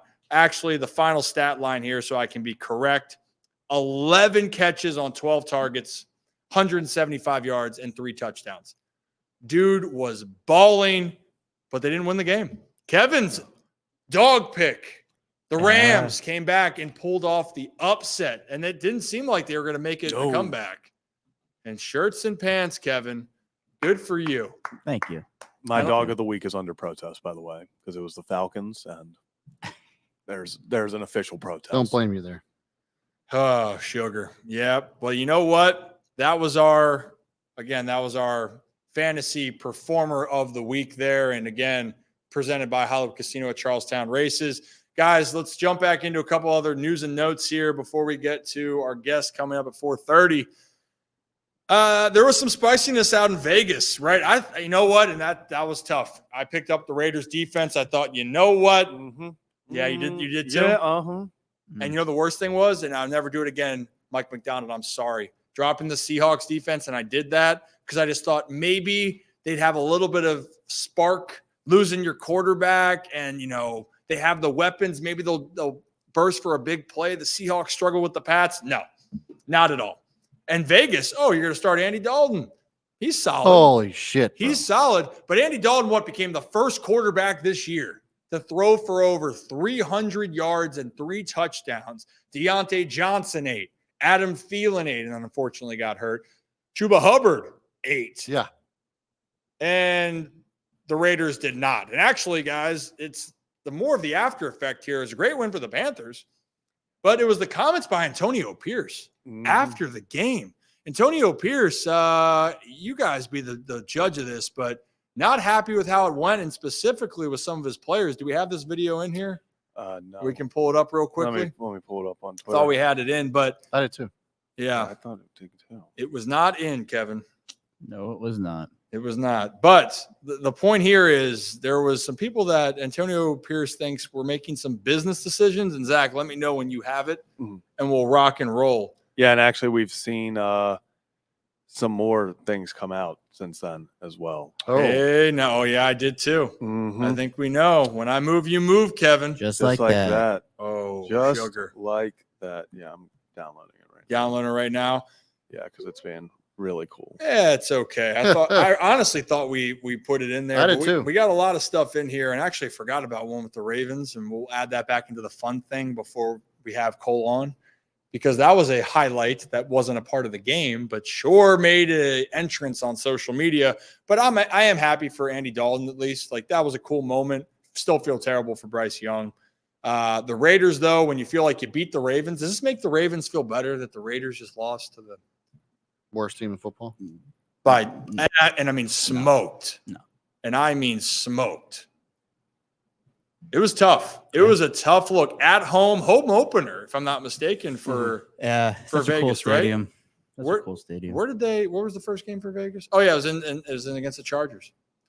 Then you beat the Ravens, you're feeling good, and then you just lay an egg. And let's listen to Antonio Pierce give his comments after that game. The team just didn't seem to show up tonight. No, they didn't. I think as the game went on, I don't think it was a team. I think there was definitely some individuals that made business decisions, and we'll make business decisions going forward as well. So that was right after the game. And people, when they're saying some players were making business decisions, everyone then, the player that they thought of, and maybe because they want that player to be traded to their team, it's Davante Adams. Mm-hmm. And look, there were some visible moments, especially at halftime. CBS cut to Davante on the sideline or at the bench. He didn't look too happy. No. He didn't seem too happy after. I saw his comments after the game about staying in rhythm, but hey, guys, you know what? Davante is the problem. I think he should be traded. I do too. I think he should be traded, right? Yeah. In all seriousness, though, probably not going anywhere at the moment. But Antonio Pierce just did announce that after they just had the big comeback, they might be trying to switch it up at quarterback. Am I reading that correctly? Yeah, we earlier, literally while we were just on, it was reported by Schefter that we could be seeing a quarterback change in Las Vegas. So maybe that's what comments were about. Although, obviously, I didn't pay as much attention to that game. Just the vibe of Gardner Minshew, I find it hard to believe he's a guy who would ever make business decisions and give up on the team. I don't know if that's who the comments were about, but Gardner Minshew seems like the type of player, we're down 50-0. He's like, we're not dead yet, like type. So that's what makes it interesting. Yep, and he did almost help the Colts make the playoffs last year. Came down to the last game. They lost at home, and he did his part for the most part. And there's the Adam Schefter tweet. Raiders head coach Antonio Pierce told reporters he's not ruling out a quarterback change this week, and that'd be Aiden O'Connell, who was the starter then last year when they shook it up on top of it. So it's something to monitor. And Adam, I agree. I think Brock Purdy doesn't get enough credit. He's a stud, even without his weapons. The problem is San Francisco lost the game, not because of saying it's Brock's fault. It's just that people always go to winning the games. But Brock Purdy, it's not a fluke. For anyone that's not giving him his roses, come on, man. That dude can ball out, especially it's one of the best stories when you think about it. Mr. Irrelevant to being a quarterback that is a play away from winning the Super Bowl last year. Unbelievable. I think then talking about with quarterbacks, though, and you don't want to give up on guys or maybe you need a clear setting. Talk about a quarterback that went to a new place, and it's not his first stop in a new place. This is his, third? Went to Carolina, went to San Francisco, obviously drafted by the Jets. Sam Darnold. Yeah. Are the Vikings the best team in football right now? So I actually put a poll out on this for our folks to vote on. So I actually just mentioned who is the best 3-0 team right now, and the Steelers and the Vikings. And overwhelmingly, probably not surprising, giving our audience, the 81% say that it's the Vikings. Yeah. I mean, look, why wouldn't they be? Sam Darnold is lighting it up. And look at who he's lit up, by the way. San Francisco. Yeah. Very good defense. Right. The Giants are scrappy. I'm not going to say the Giants are good, but they took care of business. They're very efficient. And then this last game against the Texans, who people are taking as the, sneaky could be contenders for the Super Bowl in the AFC. Yeah. I mean, the Vikings defense was all over CJ Stroud in that offense, but Sam Darnold lit it up again, 4 touchdown passes. Yeah. Dude balled out. Dude was balling out. And you love to see it. And it kind of goes to that whole conversation, right, of developing quarterbacks, right? And we just saw Bryce Young just get benched. But a lot of these young quarterbacks are thrusted into a situation that, quite frankly, a lot of the guys aren't prepared. And if we look at quarterbacks that have had success in this league, they sat to start, the majority of them. And I think that's actually the part of it. And I think the video we want to pull up, Zach, if you can, is the Alex Smith. Yeah. And we have that in there still. So listen to Alex Smith talk about this development. Tom Brady's touched on it, but Alex Smith talked about it just this past weekend. I think it's very interesting that you guys should hear. Get into it. There's a lot to say about this, but this organization, man, has really failed him. Yes, they have. I mean, 5 head coaches in 4 years, Greeny. I mean, he's had 3 head coaches in 18 games. I mean, who is he playing with out there? This has been hot garbage, to steal Rex's, adjectives. And once you decided, I know they're going to Andy Dalton right now. They should have done this from day one last year and let him sit and learn and make sure that when he does play, that there's stability around him. Once they made the decision to play him, right, like this And this is the Peyton Manning model, right, of the #1 pick. Let's play you through the dysfunction, right? Peyton Manning goes out and throws 28 interceptions his rookie year, one of the worst rookie seasons of all time, and still comes out of it to be the Hall of Fame quarterback that he is. He is an anomaly. Peyton is such a unique person. That is not the case most often. You can go out there and you can develop bad habits. You can lose your confidence, and it's shown up in Bryce's play. Like, I felt like I lived this, and so it's such a hard time watching it. So the point being there is, should you let young quarterbacks watch from the vets, or thrust them in? And we can look at some examples. Peyton Manning turned out well, obviously. Alex Smith touched on it. C.J. Stroud, fantastic year last year. Situation, new head coach, good system, and C.J. Stroud, a generational player could be. He's a stud, right? But let's talk about the other guys that didn't have that. Bryce Young obviously started. Josh Rosen was thrown in there, and that was dysfunctional. He's been done. Sam Darnold in that conversation. Baker Mayfield. Mayfield started, but then was off to a good start. Then it felt like they scapegoated him. They didn't do him justice. Now he's a franchise quarterback again. You got Sam Darnold. Who else are we going through the list on this as well? There's a ton. There's a ton. But how about the ones that turned out pretty well? Patrick Mahomes sat behind Alex Smith. Right. Aaron Rodgers sat behind Brett Favre. Jordan Love sat behind Aaron Rodgers. Who sat behind Brett Favre. Right. You want to talk about the injury put him into the starting spot, and he had to go. He obviously made a run to get the team to the playoffs. Lamar Jackson was going to start the entire year behind Joe Flacco. Like, if Joe Flacco doesn't go down and he's continuing to play at a decent level, it would have been Joe Flacco's team to finish out that 2018 year, and then they would have tossed Lamar out there the next year. And you kind of saw it. Just the Lamar Jackson in 2018 versus 2019 was night and day. Yeah. So, there are certain guys who can do it. There are certain guys who have the talent to, it also depends on the team who have the talent around them to be decently successful when they come in and start right away. But for the most part, there's only a single rookie quarterback has thrown a touchdown this year, and we're through 3 weeks. And the other thing I was going to bring up too was Justin Fields. Yeah. Justin Fields now, pressure's off because he has got an incredible defense behind him. He's not lighting the world on fire, but he's definitely better, and it seems as if he's getting better every game. Makes you also wonder if Russell Wilson's going to sit the rest of the year. Yeah. And well, I mean, Justin Fields, that's the other whole conversation we'll dive into here. But a guy that they put a lot of pressure on, bad situation.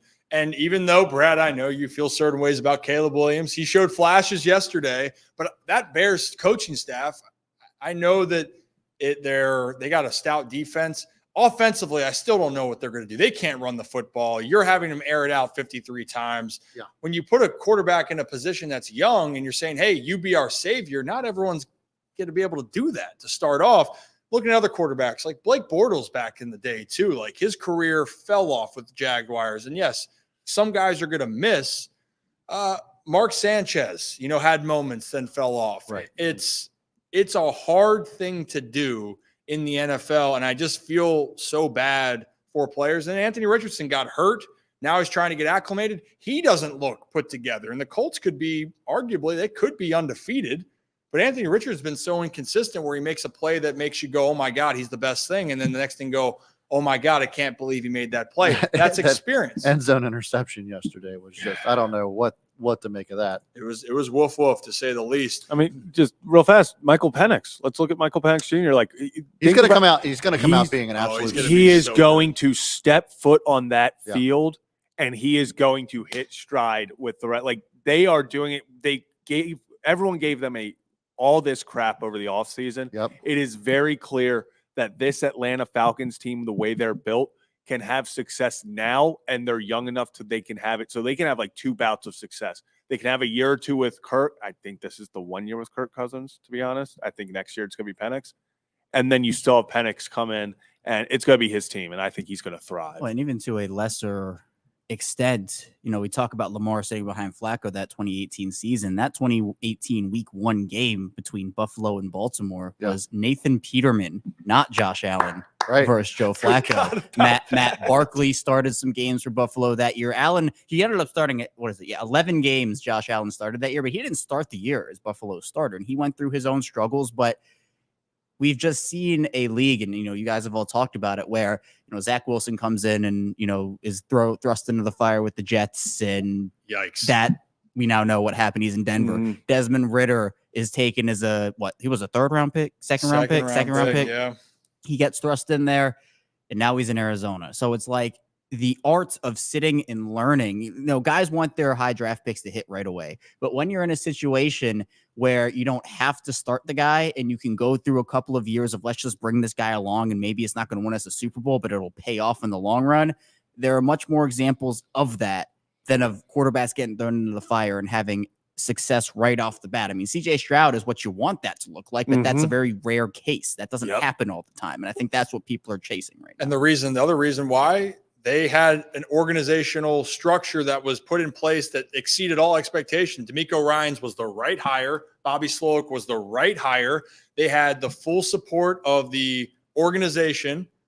And so when you have guys there that can make this experience good, Kev, that's going to help. So you gave him a chance, and then he goes and shows how talented he is. Perfect storm. Doesn't happen all the time. Yeah, and since we are talking about this, my favorite example of this, since it's a Baltimore-based show here, is 2008.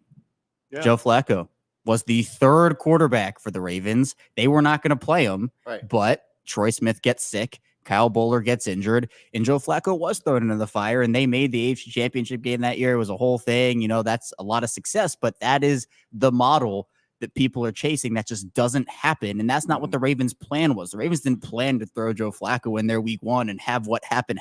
It was a great thing, but they had him as the third guy. It was also, though, that year the defense was just absolutely incredible. They ran the ball a ton, so Harbaugh actually knew how to manage a guy like Flacco to not lose the game.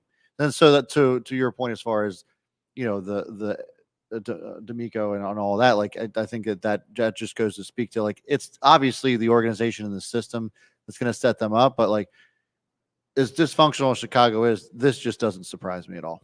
No, well, and also Chicago their defense has been good enough to be 3-0, but the part is on offense, the thing that they did is they surrounded Caleb with weapons, but the problem is you have a quarterback that is going to have to figure out how to be an NFL quarterback. Right. That's why Justin Fields, people were so down on him for the first couple of years. And I know he's got a slower release. Dude's dynamic as hell. Yeah. And now he's building confidence. Now he's in Pittsburgh, where it hasn't been pretty every game.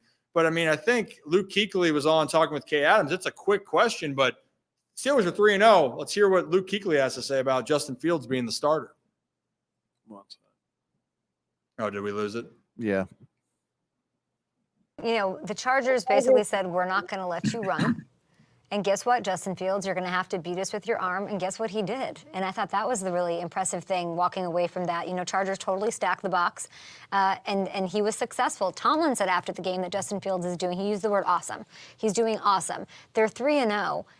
Should Justin Fields be the starter for the rest of the way? Absolutely. I don't know how you take him out of the game right now. Obviously, Russell Wilson's had a great career, but they're 3-0. He showed that he can be efficient throwing the ball this past week. The guys on the team believe in him, and you ride the hot hand at some point. Yeah, I think that he's exactly right. I think that he's the most dynamic. I think we're all in agreement here. Yeah. You're winning. You have the more explosive upside player in Justin Fields. Russell Wilson's had a great career, and I know we've seen the decline. But if you win, you keep that quarterback on the field. And also, Justin Fields has taken care of the football pretty well, too.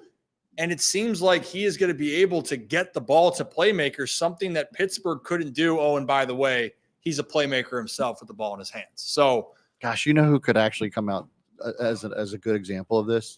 As I was just thinking about it, and the quarterback carousel and everything down in Miami. What if Tyler Huntley just becomes an absolute dog down there? I think he could. He's the best shot right now. He needs to start. He has to start for them. Yeah. Get some versatility back there, because whatever they attempted yesterday did not work. At all. I mean, what if Tyler Huntley ends up being a top 10 quarterback? I hope so. As someone with a lot of stock in Devon Achane and Tyreek Hill, yesterday was wore off. Yeah. I got tired. It would be the most, I don't even know what to call it, Baltimore Ravens thing, I guess, since there's nothing Pro else. Bowl Because the Tyler one Huntley. thing with Tyler Huntley was the deep ball was just never there for him. It was never there. Mm-hmm. And with Tyreek and Jalen Waddle, if he just goes out there, just starts putting up 60-yard bombs every game, and it's just, Tyreek's putting on the Jets. No, but Mike McDaniel I think is a good enough coach that he can actually coach around that. Yeah, I hear you. I mean, Tyreek, you just throw a slant to him and he could be gone for 80 yards. Like, you don't have to have the long ball with a guy like that. You just got to get them the ball. Yeah. And Tyler Huntley, one thing is he could get rid of the ball quickly. Correct. And so if you can be timely with your throws, get it out, not get crushed, and maybe throw it to HN at least 9 times a game, I'm going to be happy. Yeah, I can't wait to run this clip back about 3 weeks from now when Tyler Huntley just starts going off. Tyler Huntley, I think he's going to have a second Pro Bowl bid. He might. He might, certainly. Didn't he finish like second in accuracy that year for the Pro Bowl Something like game? that. Yeah. The game. Pro Bowl game. Pro Bowl quarterback Tyler Huntley. Dude, I still remember that Packers game for Huntley against the Ravens Packers. The Robert Jackson game. Oh, my goodness. What could have been. I'll never forget that the deep ball to Hollywood in the divisional. Yep. That just tragic stuff. You know what? I blocked that. Like I blocked the most infamous play in the Bengals Ravens where Tyler Huntley was the best quarterback actually on that field that day. They would have won too. that game. They would have won that game. Would have won that game. They would have won the Super Bowl. They could have. And maybe in a different universe, Lamar Jackson isn't with the Ravens. That's what's crazy. Just kidding. That's I don't know if I go that far. No, not at all. Do you remember those? Like, there were people actually debating. Oh. They were like, I don't get why you just don't Just have let Lamar walk. Tyler Huntley's the same quarterback. That was I'm so glad that's over. And hey, I love Snoop. Hope the best for him. Lamar's 101, and eventually, to me, it's not a matter of if, it's just when with Lamar. And hopefully it's this year. And hey, if you're new to the channel, hit that like and subscribe button. It's Ryan Ripken Show. We do this every Monday and Thursday. For the time being, 3 p.m. Eastern time, we'll be here, and we'll try to be right on time. And we'll be having shows on Sundays for pre-games, for football Sundays. As we work through all of that, we had Deep Eddie help us out here. We were making orange crushes, having a good time. We got those oranges. And for our next Ravens home game, which is Sunday against the Bills, join us for the pregame show. And we have more giveaways courtesy of Deep Eddie. And actually, maybe this will be the one little clip here. Kevin, spin the globe for a second, and then you'll give you time for that will be the clip. What country did Kevin spin the globe and land on? That will be a way for you to have a chance to win. I love that, actually. Deep Eddie vodka. To win the Deep Eddie gift that goes with it. We got a lot of stuff that we're giving away. So when do you want me to do it now? Oh, spin that globe. But don't say what it is. No, say what it is. No, say what it is. Say what it is. Yeah, how are they gonna know? All right, I landed in the middle of like 3 of them. Hold on. Okay. I want it needs to be clear and definitive. In the Pacific Ocean. All right. Oh my God! Spin that globe. Christ. Spin that globe. All right, here it is. Ivory Coast. Ivory Coast. Oh, there it is. All right. So Also, you've been very biased to the Northern Hemisphere. I don't know what it is. It's because you got to mix it up. Yeah, no, you're going to every time you spin it, you're going up top. Yeah. That's the issue. Maybe. So I'll go like Okay. Yeah, you know, you got to mix it up.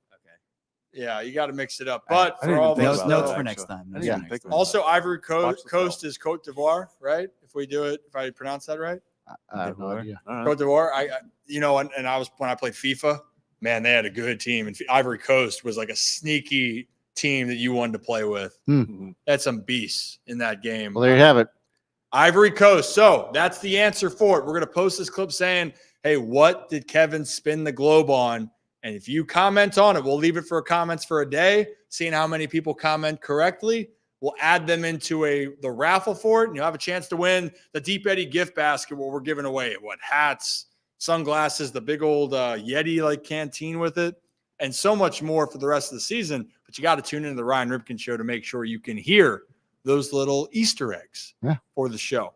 And again, if you're new to the channel, hit that like and subscribe button. We are waiting for our guests. Let me see. Just to do. Come on, man. Well, I'm trying to figure out if Not you. Yeah, I know. I don't know. I don't know. Kevin, do you have some facts while I actually get this situated on Yes, Ivory Coast? I can find. Yeah, give us some good ones. Not like last time. Yeah, not that All they. right, so I guess like animals are off limits. Yeah. After last time, that was Jesus the Christ. big controversial one was the animal. Nobody liked the animal facts that I had. They were boring because everybody goats are everywhere, bro. All right. Well, I think the one that got everyone was I was giving like animals that weren't there anymore. Yeah. And that was it. Yeah, that was the other thing. Okay, here we go. Let's go to Britannica. Let's pull up the facts. Britannica. Can't you just find it on Wikipedia? This was the first website that Wow. that popped up for me. I don't know. Okay. Let's see. Gosh, I used to have the actual Britannicas. How old I am. Real encyclopedia. Oh no, that's what I had too. Yeah. Not that old. Well, According to Rocco, you guys are so far apart. I know. Okay. Do you have to do like the card catalog in the library, right? The card catalog. The cart? No, like the card catalog in the library to look up books, to find the books. In the Oh library. yeah. Okay, I hadn't done that in years, but yes. Yeah, that's what I'm saying. Like that's how far back I go. Then I go back there as well. Zach doesn't even know. Do you know what a card catalog is? Yes, that was very, very early on for me though. Like Okay. that. By the time I was in say high school, that was pretty much gone. You guys are good Went kids. digital. Kids these days don't know what a card catalog is. Oh, sugar. Well, hey, while we wait for our guest, we're trying to figure it out. Apparently, he's having trouble with service. It's out on a river. Out on Out on a river. It's a river. rough day. He's out on a Of course river. it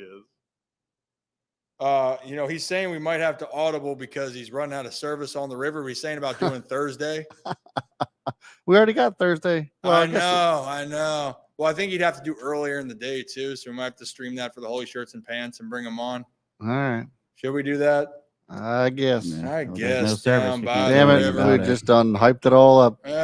Just make sure you give him the hardest of times. I will. You know what? I'll say you'll have to just come on Tell him 15 more times. I also love that the conversation before the day was, "Hey, is it cool if I?" Yeah, he was Come the one from that the- initiated he this was whole like- fucking thing. He was like, well, his thing was he was like, "Yeah, I'm on the river. I got service." And we're like, "Oh, okay, bet. As long as you got service." He's like, "Yeah, we're good." That's He's like, actually, no, I don't. well, no. At least it's not. I hope he's watching while I say this. I am too. Zach. Well, I'm saying I hope it's. Remember the Zach Lowther on the golf That was electric. well, that, guys.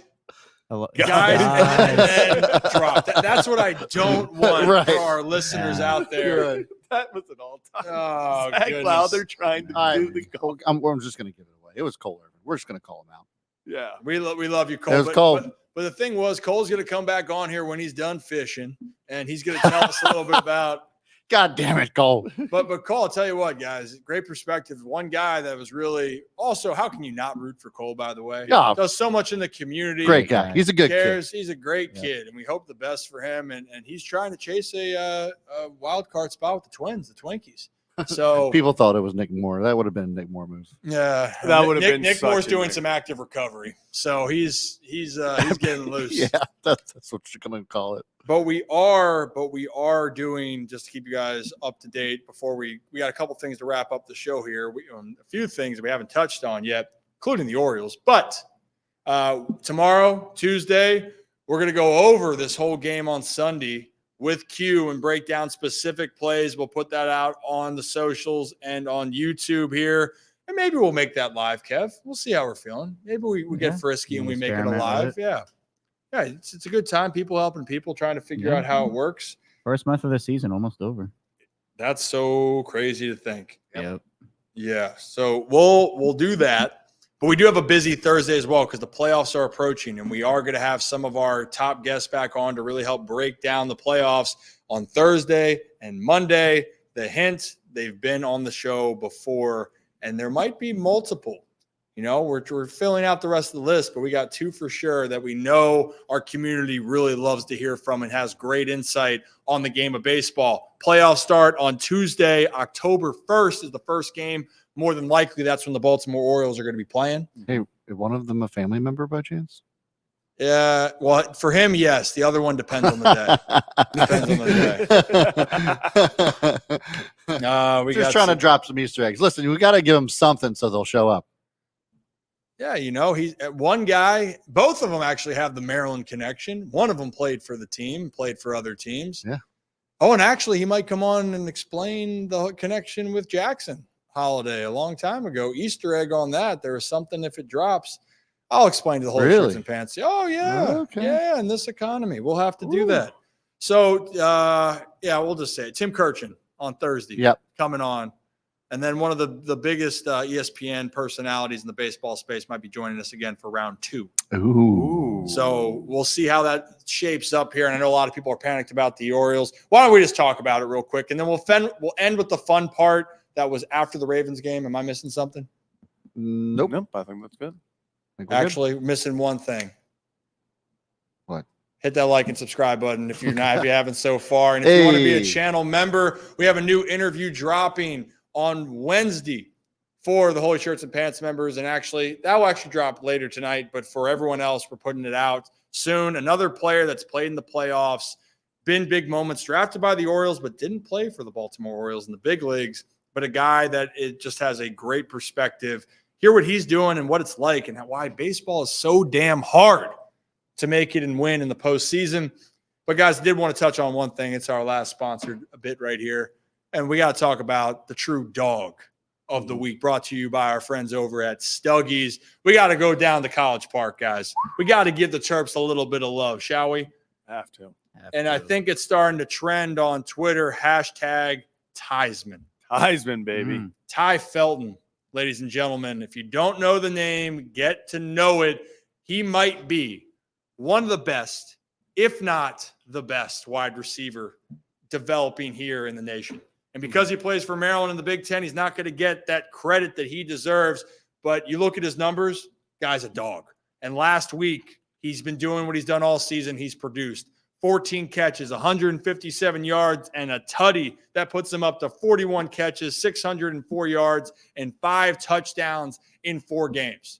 The dude is a dog. The Terps are balling. We might have some more insight with some Terps players in the future, but Ty Felton is our dog of the week. Go Terps as they continue to get ready now for Big Ten play. And hashtag, obviously, guys, Theismann. And go check out Stuggies Section 69 at Camden Yards, and they're also at M&T Bank Stadium, which maybe we'll have something with them for this next Sunday tailgate, Sunday night. So stay tuned for that. All right, guys, let's do a little bit of baseball talk here for a minute. Hold up, wait a minute, Kevin. Thought that I was finished? Good song. Good. How's it keep going? When I bought that Aston Martin, y'all thought I was ranting.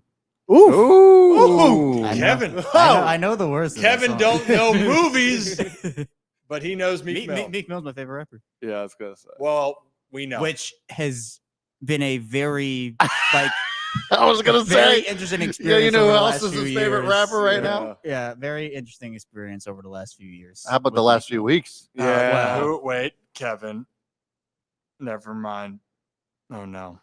What happened? I'm saying your other. What do you mean, my other? No, so your favorite rapper. Yes, Meek Mill, not the other one. Yeah, the other one? The other one? The other one. Who's the other one? Who's the other one? We don't know anymore. Doesn't exist. Who's on first? How many bottles of lubricant does Meek Mill have? Oh, hopefully just less out than of curiosity. You talking about Diddy? Yeah, I'm talking about Diddy. Not Meek Mill. Yeah, well, you know, I mean, there's I get it. Company. There's some stories. I get it. Just saying. Which again was why, hasn't looked great. There's a couple stories out there. And then I switched because again, I switched off before it got like weird, and then I went to Drake, and then Drake got bodied by Kendrick, and I was just like, okay, man, like I can't win. There's a tough I go. can't win. tough I don't even know who it is right now, but back in the Dream Chasers era, Meek Mill was I still have on my old iPod a bunch of the Dream Chasers mixtapes downloaded. Yeah. What a time, man. Really, what a time overall. You know, it's still a time, even though if you ask Birdland after the last, 2 months, it's not a good time for Orioles baseball. It's still a good time for Orioles baseball when we look at it. I understand, and everyone goes, Ryan, you're too optimistic about the team. I'm aware that the team has not played the way that they could over the last 2 months. And it felt like the mojo was almost back on Saturday, right, guys? It felt like it tried to turn the switch on. Yeah. Mm-hmm. It felt like it. Corbin Burns shoved on Friday night, the night before. The day before, Tony Taters has the walk-off. You have a chance to win 3 in a row. You got the bases juiced down 2 in the 9th. You got the guy one of your guys you won up, Gunnar Henderson, whammy, doubles, games tied, no outs. You're feeling it. It feels like it's going to be an Orioles victory until it wasn't, right? And then the Orioles lose that game in extra innings, battle back again against the Tigers on Sunday, and drop a close game. Like, it was a good game. Tigers, by the way, still the hottest team in the American League. That Tigers they're deserving. And we're talking about teams. The Royals now might fall out. They've lost 7 straight. Wait a minute, but which team's more in trouble? You know what's crazy? This is the Royals' second 7-game losing streak in the past 30 games. In the past 30 games, they've had 2 stretches of 7-game losing streaks. And the Orioles are the team that everyone's Kevin, you hear that? It's a crazy time in Major League Baseball. No one wants it. You hear that, Kevin? Not a soul. Bears. Now you're putting the whole station in jeopardy, man. I don't know. I'm sorry. It's in my DNA to do. That's Anchorman because you said station. You are correct. Deductive reasoning. Look at that. Look at that. You hear that, Ed? Bears. I can't believe you got that. But hey, look for these guys, the O's. It's been a tough stretch with the Royals right now. Like, looking at that wild card, there are 3 teams fighting for 2 spots. The Orioles are going to be in, whether it's tomorrow against the Yankees or Wednesday, Thursday. They're going to find a way to get in here. New York's going to win the division. We already know that. Honestly, guys, and I know it sounds weird how the series plays out for Baltimore now. The biggest thing is you just want them to get the 4 seed. 4 seed gets you home advantage for the wild card, and then you get a chance to set up your rotation, right? That's where they're looking at it. This Yankees-Orioles series doesn't have that energy or passion that we're going to hope for in this situation. We're hoping this was going to be for the division. But win or lose, unless the Orioles get swept, losing a series right here is not going to be the worst thing. I don't want them to lose. What we want to see is them consistently continue to fight. Yeah. Right, Brad? And that's what I think, Sam, you talked about right there. They're fighting. That's something that they have not done in a while. Well, it looks like they got a little bit of that swagger back. They got healthier too. And they did get healthier. And it's going to take time for Westberg to get in rhythm, but it's nice seeing him back. Mm-hmm. It's nice seeing Ramon Arias back. And, now the only one you're hoping is Grayson Rodriguez. Danny Coulombe, by the way. You're to tell me that guy's not going to make it. I think guy's not going to make an impact. He made an impression in his first outing back. Yeah. So context here. You just got to keep pushing along. But the biggest thing is for the Orioles, it's get in and who are they going to play in the first round. But the biggest thing is have the series run through Baltimore. Have it be where you can set up your rotation, which would be in a best of 3. You're going to have Corbin Burns and Zach Eflin going the first 2 games. I feel pretty good about that. Tigers, though, that's going to be a tough series. Whoever they play, it's not going to be easy. No. But playing in Baltimore with your hometown crowd and you saw the buzz, the excitement, it's there. And I honestly think the Orioles can get in and win first series, put pressures on the team that they play next. Because the Orioles are going to be playing with house money. They're no longer the favorites, right? So I'm just saying, I'm telling you there's a chance. Just got to get there. And Victoria, oh, my goodness. Oh, my goodness. Kevin, get on up. Kevin, stand up. Oh. When I move, you move, Kevin.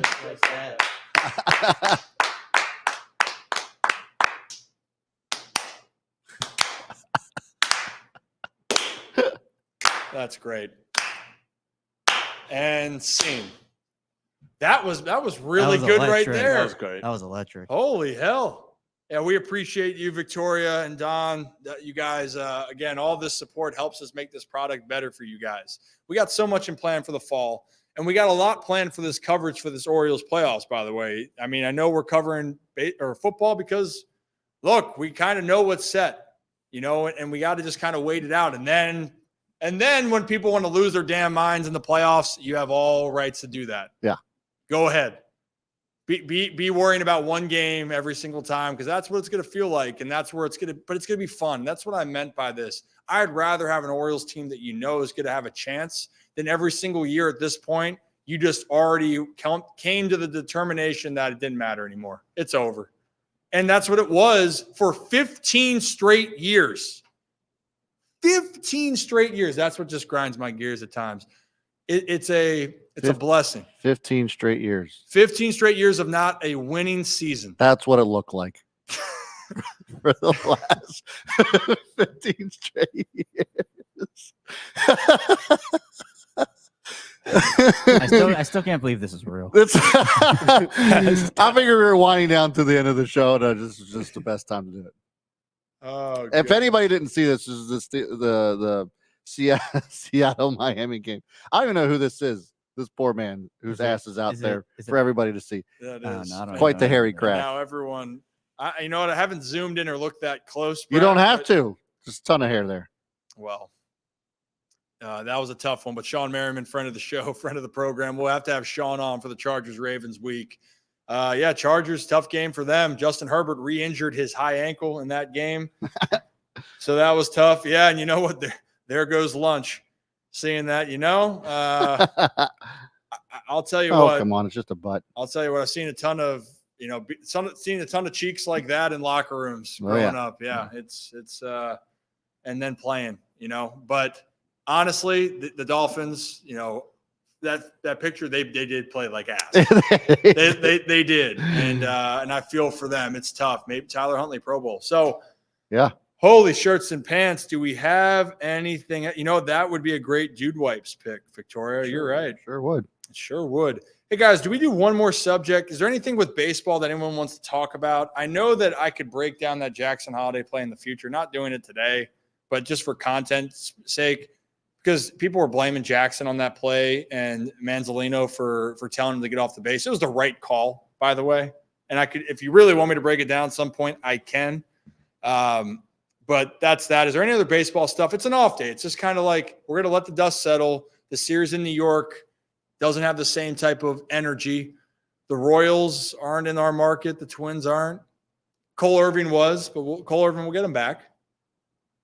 And Laura, we did do the West Virginia. You missed it. Yeah. We hit all of our sponsors today. Gur baby. That's switched on, Kevin. Austin Powers. I'm on a roll. I don't think I've missed one a day. Nope. You have been. I don't think I've missed one a day. You've been on it today. 3 for 3. Yeah. This would probably be the one question that is probably what Birdland is wondering. Is Grayson going to be ready? No. I don't think so. And for those that want to know, the deadline passed for him to get rehab starts. Norfolk just ended their season on Sunday. It's done. Over. This was the one thing when you're dealing with lats, right? You want to make sure, and a guy that's dealt with lat injuries now twice in the last 2.5 years, and it put him out for a while. You got to make sure he's okay. I think it's fair to say, guys, you cannot count on Grayson to be a starter in the postseason in that first series. Yeah. Then it's going to be, do you trust him to be a reliever?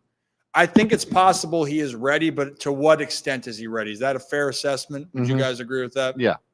So, Chuck, I'd love to say that Grayson's going to be ready. And Steve, could Grayson be out of the pen? Someone asked me, would you put Grayson at the closer position? Oh, that's a thought. Yeah. And I said, no, for right now. I don't. Yeah.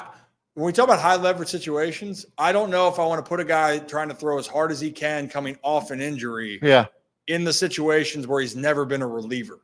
If he was a veteran for 5 years, I'd say, hey, let him go after it. But that's a role he hasn't done. I don't know if I want to roll the dice with that. But him being out of the pen, if you could – actually, I'd rather him, if this was an option, have Grayson be an opener for 2 or 3 innings and then have Albert Suarez come out of the pen.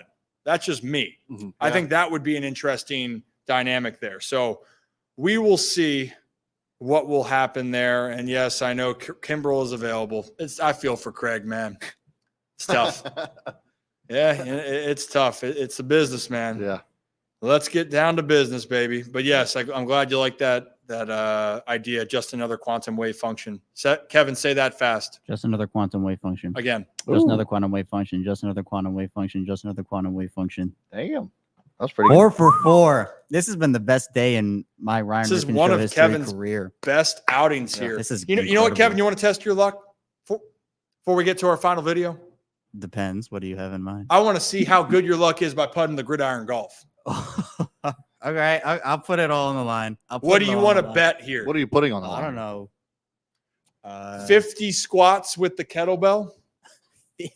I could barely do 20. 5-0. That's a lot. That is a 25. 25. 25. Take it or leave So it. if I on the stream now or just later? Oh no. Oh, we'll do it later. It's holy shirts and pants. Oh.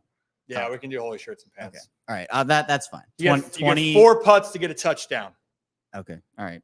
Okay. And so our friends at Gridiron Golf, by the way, you guys can see it down there. It's a tailgate experience. We're going to bring it on the road when we get boots on the ground for this football season.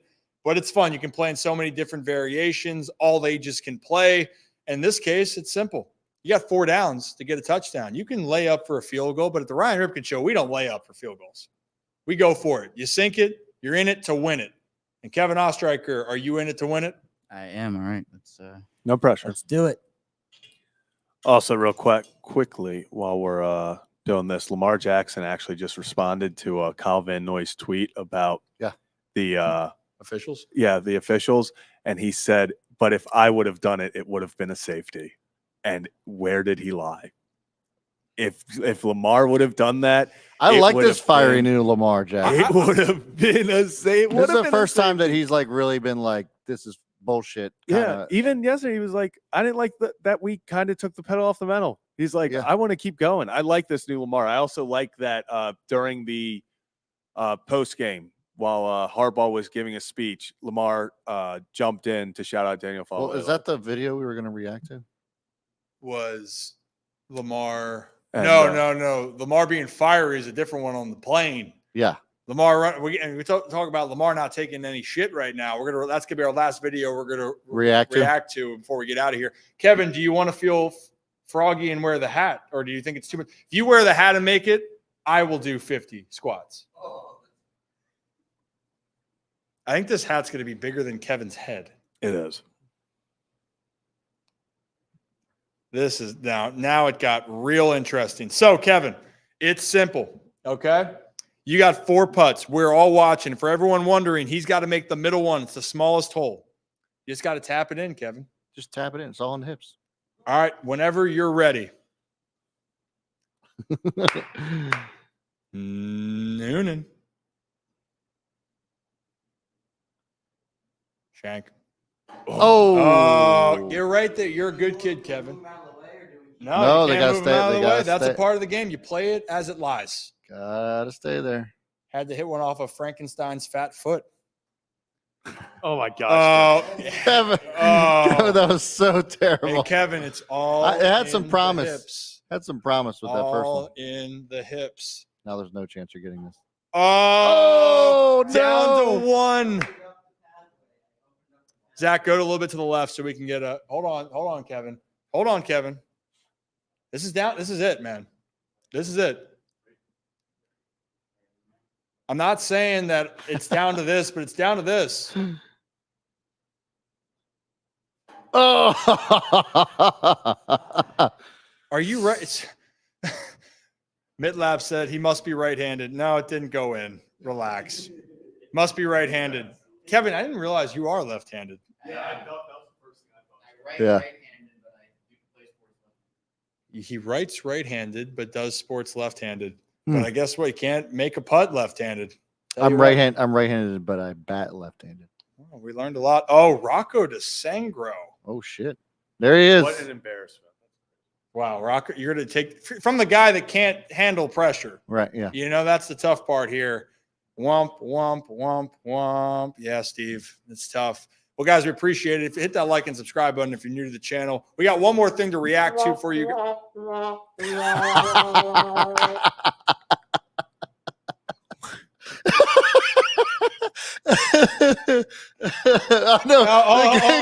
for a second. Hold on for a second, Brad. We're gonna do it again. You'll get the timing here. Kev, it's okay, buddy. Just don't have the clutch gene.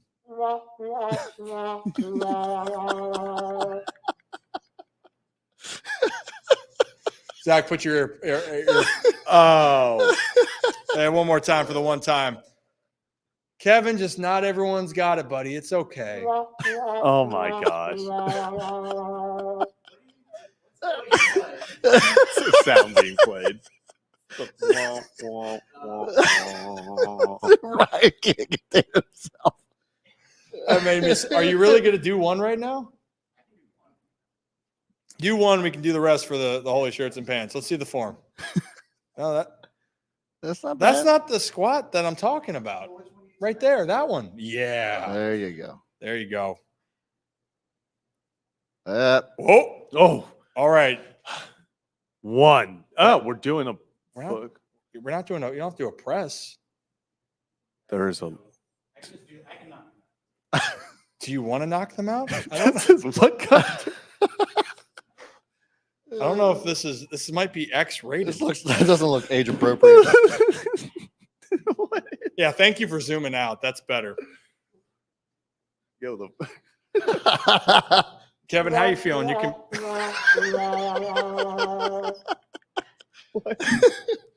Are you okay? What are you at?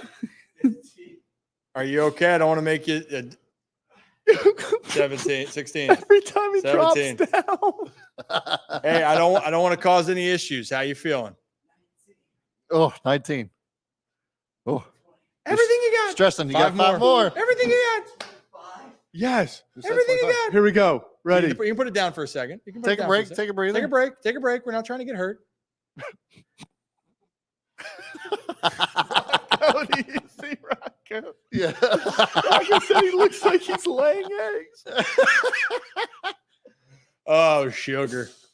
Kevin, you got, hey, everyone in the chat. Let's give Kevin, let's make a little noise for Kevin here. Yeah. Make a little noise for Kevin. See, here it is. Kevin.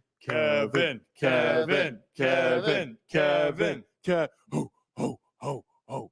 1, 22, 23, 24, 25. Everything you got. Yeah. Congrats, Kevin. He squatted a half of his own weight. There it is. Kevin, how are we feeling? All right, take a breather. Are you okay? He's out of breath. And I think I left it all out there on the field. Gave it all I got. Can't be mad at it. That's all we do here, guys. That's all we do here. That was electric, Kev. I think it's a reminder. I'm actually telling the Ryan Ripken Show. We're trying to stay fit here. Yeah. You know, we're trying to. Yeah. Trying to get it right and get it tight, Kev. It's true. So for our last video, though, guys, we appreciate you guys tuning in, and we're keeping this fun. So everyone just was talking about, we love that Lamar's just not taking any shit from anybody anymore, right? He's just kind of letting it be. That includes his own teammates. Right. In this case, after the Ravens got the victory against the Dallas Cowboys on the plane, Marlon Humphrey went live. Lamar Jackson, well, let's just say he called out Marlon Humphrey in a couple ways here. Let's play that clip for you. Lamar, talk to us a little bit about getting that first dub. Talk to us a little bit. You know, the flock, they got to hear from you. You know what I mean? They got to hear from you. Got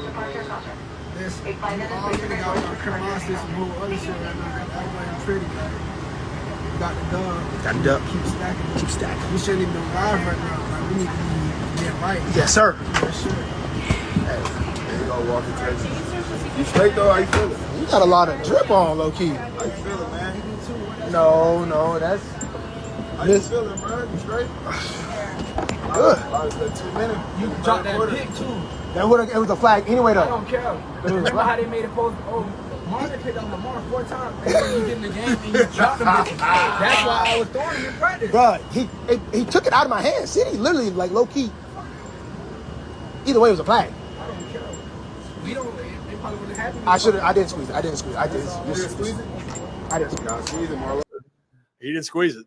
He didn't squeeze it. So if you heard the line earlier, the end was Lamar saying, well, hey, you can't get that pick. And it was called back for a penalty. But Marlon did drop it, but it was not going to count if he did catch it. But then Lamar was saying, well, we got that tweet going out there that you picked me off 4 times in practice. And you can't catch the one that matters. That's kind of what he's getting to. Yep. And then earlier, if you heard him say, we got a lot of work to do, you shouldn't even be live right now. And I know it's kind of all like, haha, jokes aside, like it's all fun and games. I think Lamar's kind of serious. Yeah. I think he's like, hey, get the hell out of my face type of response there. But vibes are better. Ravens won the game. Lamar seems just locked in. But I like this Lamar, man. I like that he is comfortable. And for the longest time, he was just kind of staying under the radar, putting his head down. He's putting his head down and work, but he's not afraid to say things now to really anybody about who he is, what his mindset is. And he's not going to let anybody walk on over him. He's not going to he'll get the last laugh even with his teammates. So I thought that was good. Thought that was good. Yeah. I mean, it's one of those things I've seen people online talking about it that Marlo does that after every victory. And Lamar has not talked like once on any of them. So it's not shocking that Lamar didn't say it, but it is the stuff like, hey, we shouldn't be like, because, hey, if they would have won 35-6, 42-6, it would have been a very different Lamar Jackson vibe on that plane. But I think Lamar in his head was like, hey, we escaped. You allowed 3 touchdowns in the fourth quarter, this was not we went out there, we kicked ass, we're having fun on the plane. It's like we had our shot, and then it got way more interesting than it should have, because you could tell post-game press conference, everything. Nobody was happy about that win. Lamar was frustrated. He was. And he even said, he goes, we felt like we took our foot off the gas. That's how he felt. And I think that's probably how the team felt is we dominated this game, but here it was, we're fighting for the last drive to put it away. Hey, good thing is they put the game away. But the other part is it just leaves it a little bit more bitter. But you know what? That could be a good thing. Be a little bit bitter coming to play Buffalo, who, by the way, tonight, guys, they're trying to stay undefeated. It's got a double-decker here of games. Bills, Jags, Commanders, Bengals.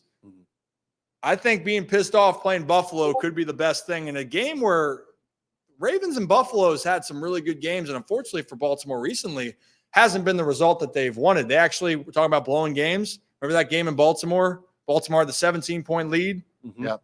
Lost that game to Buffalo in Baltimore.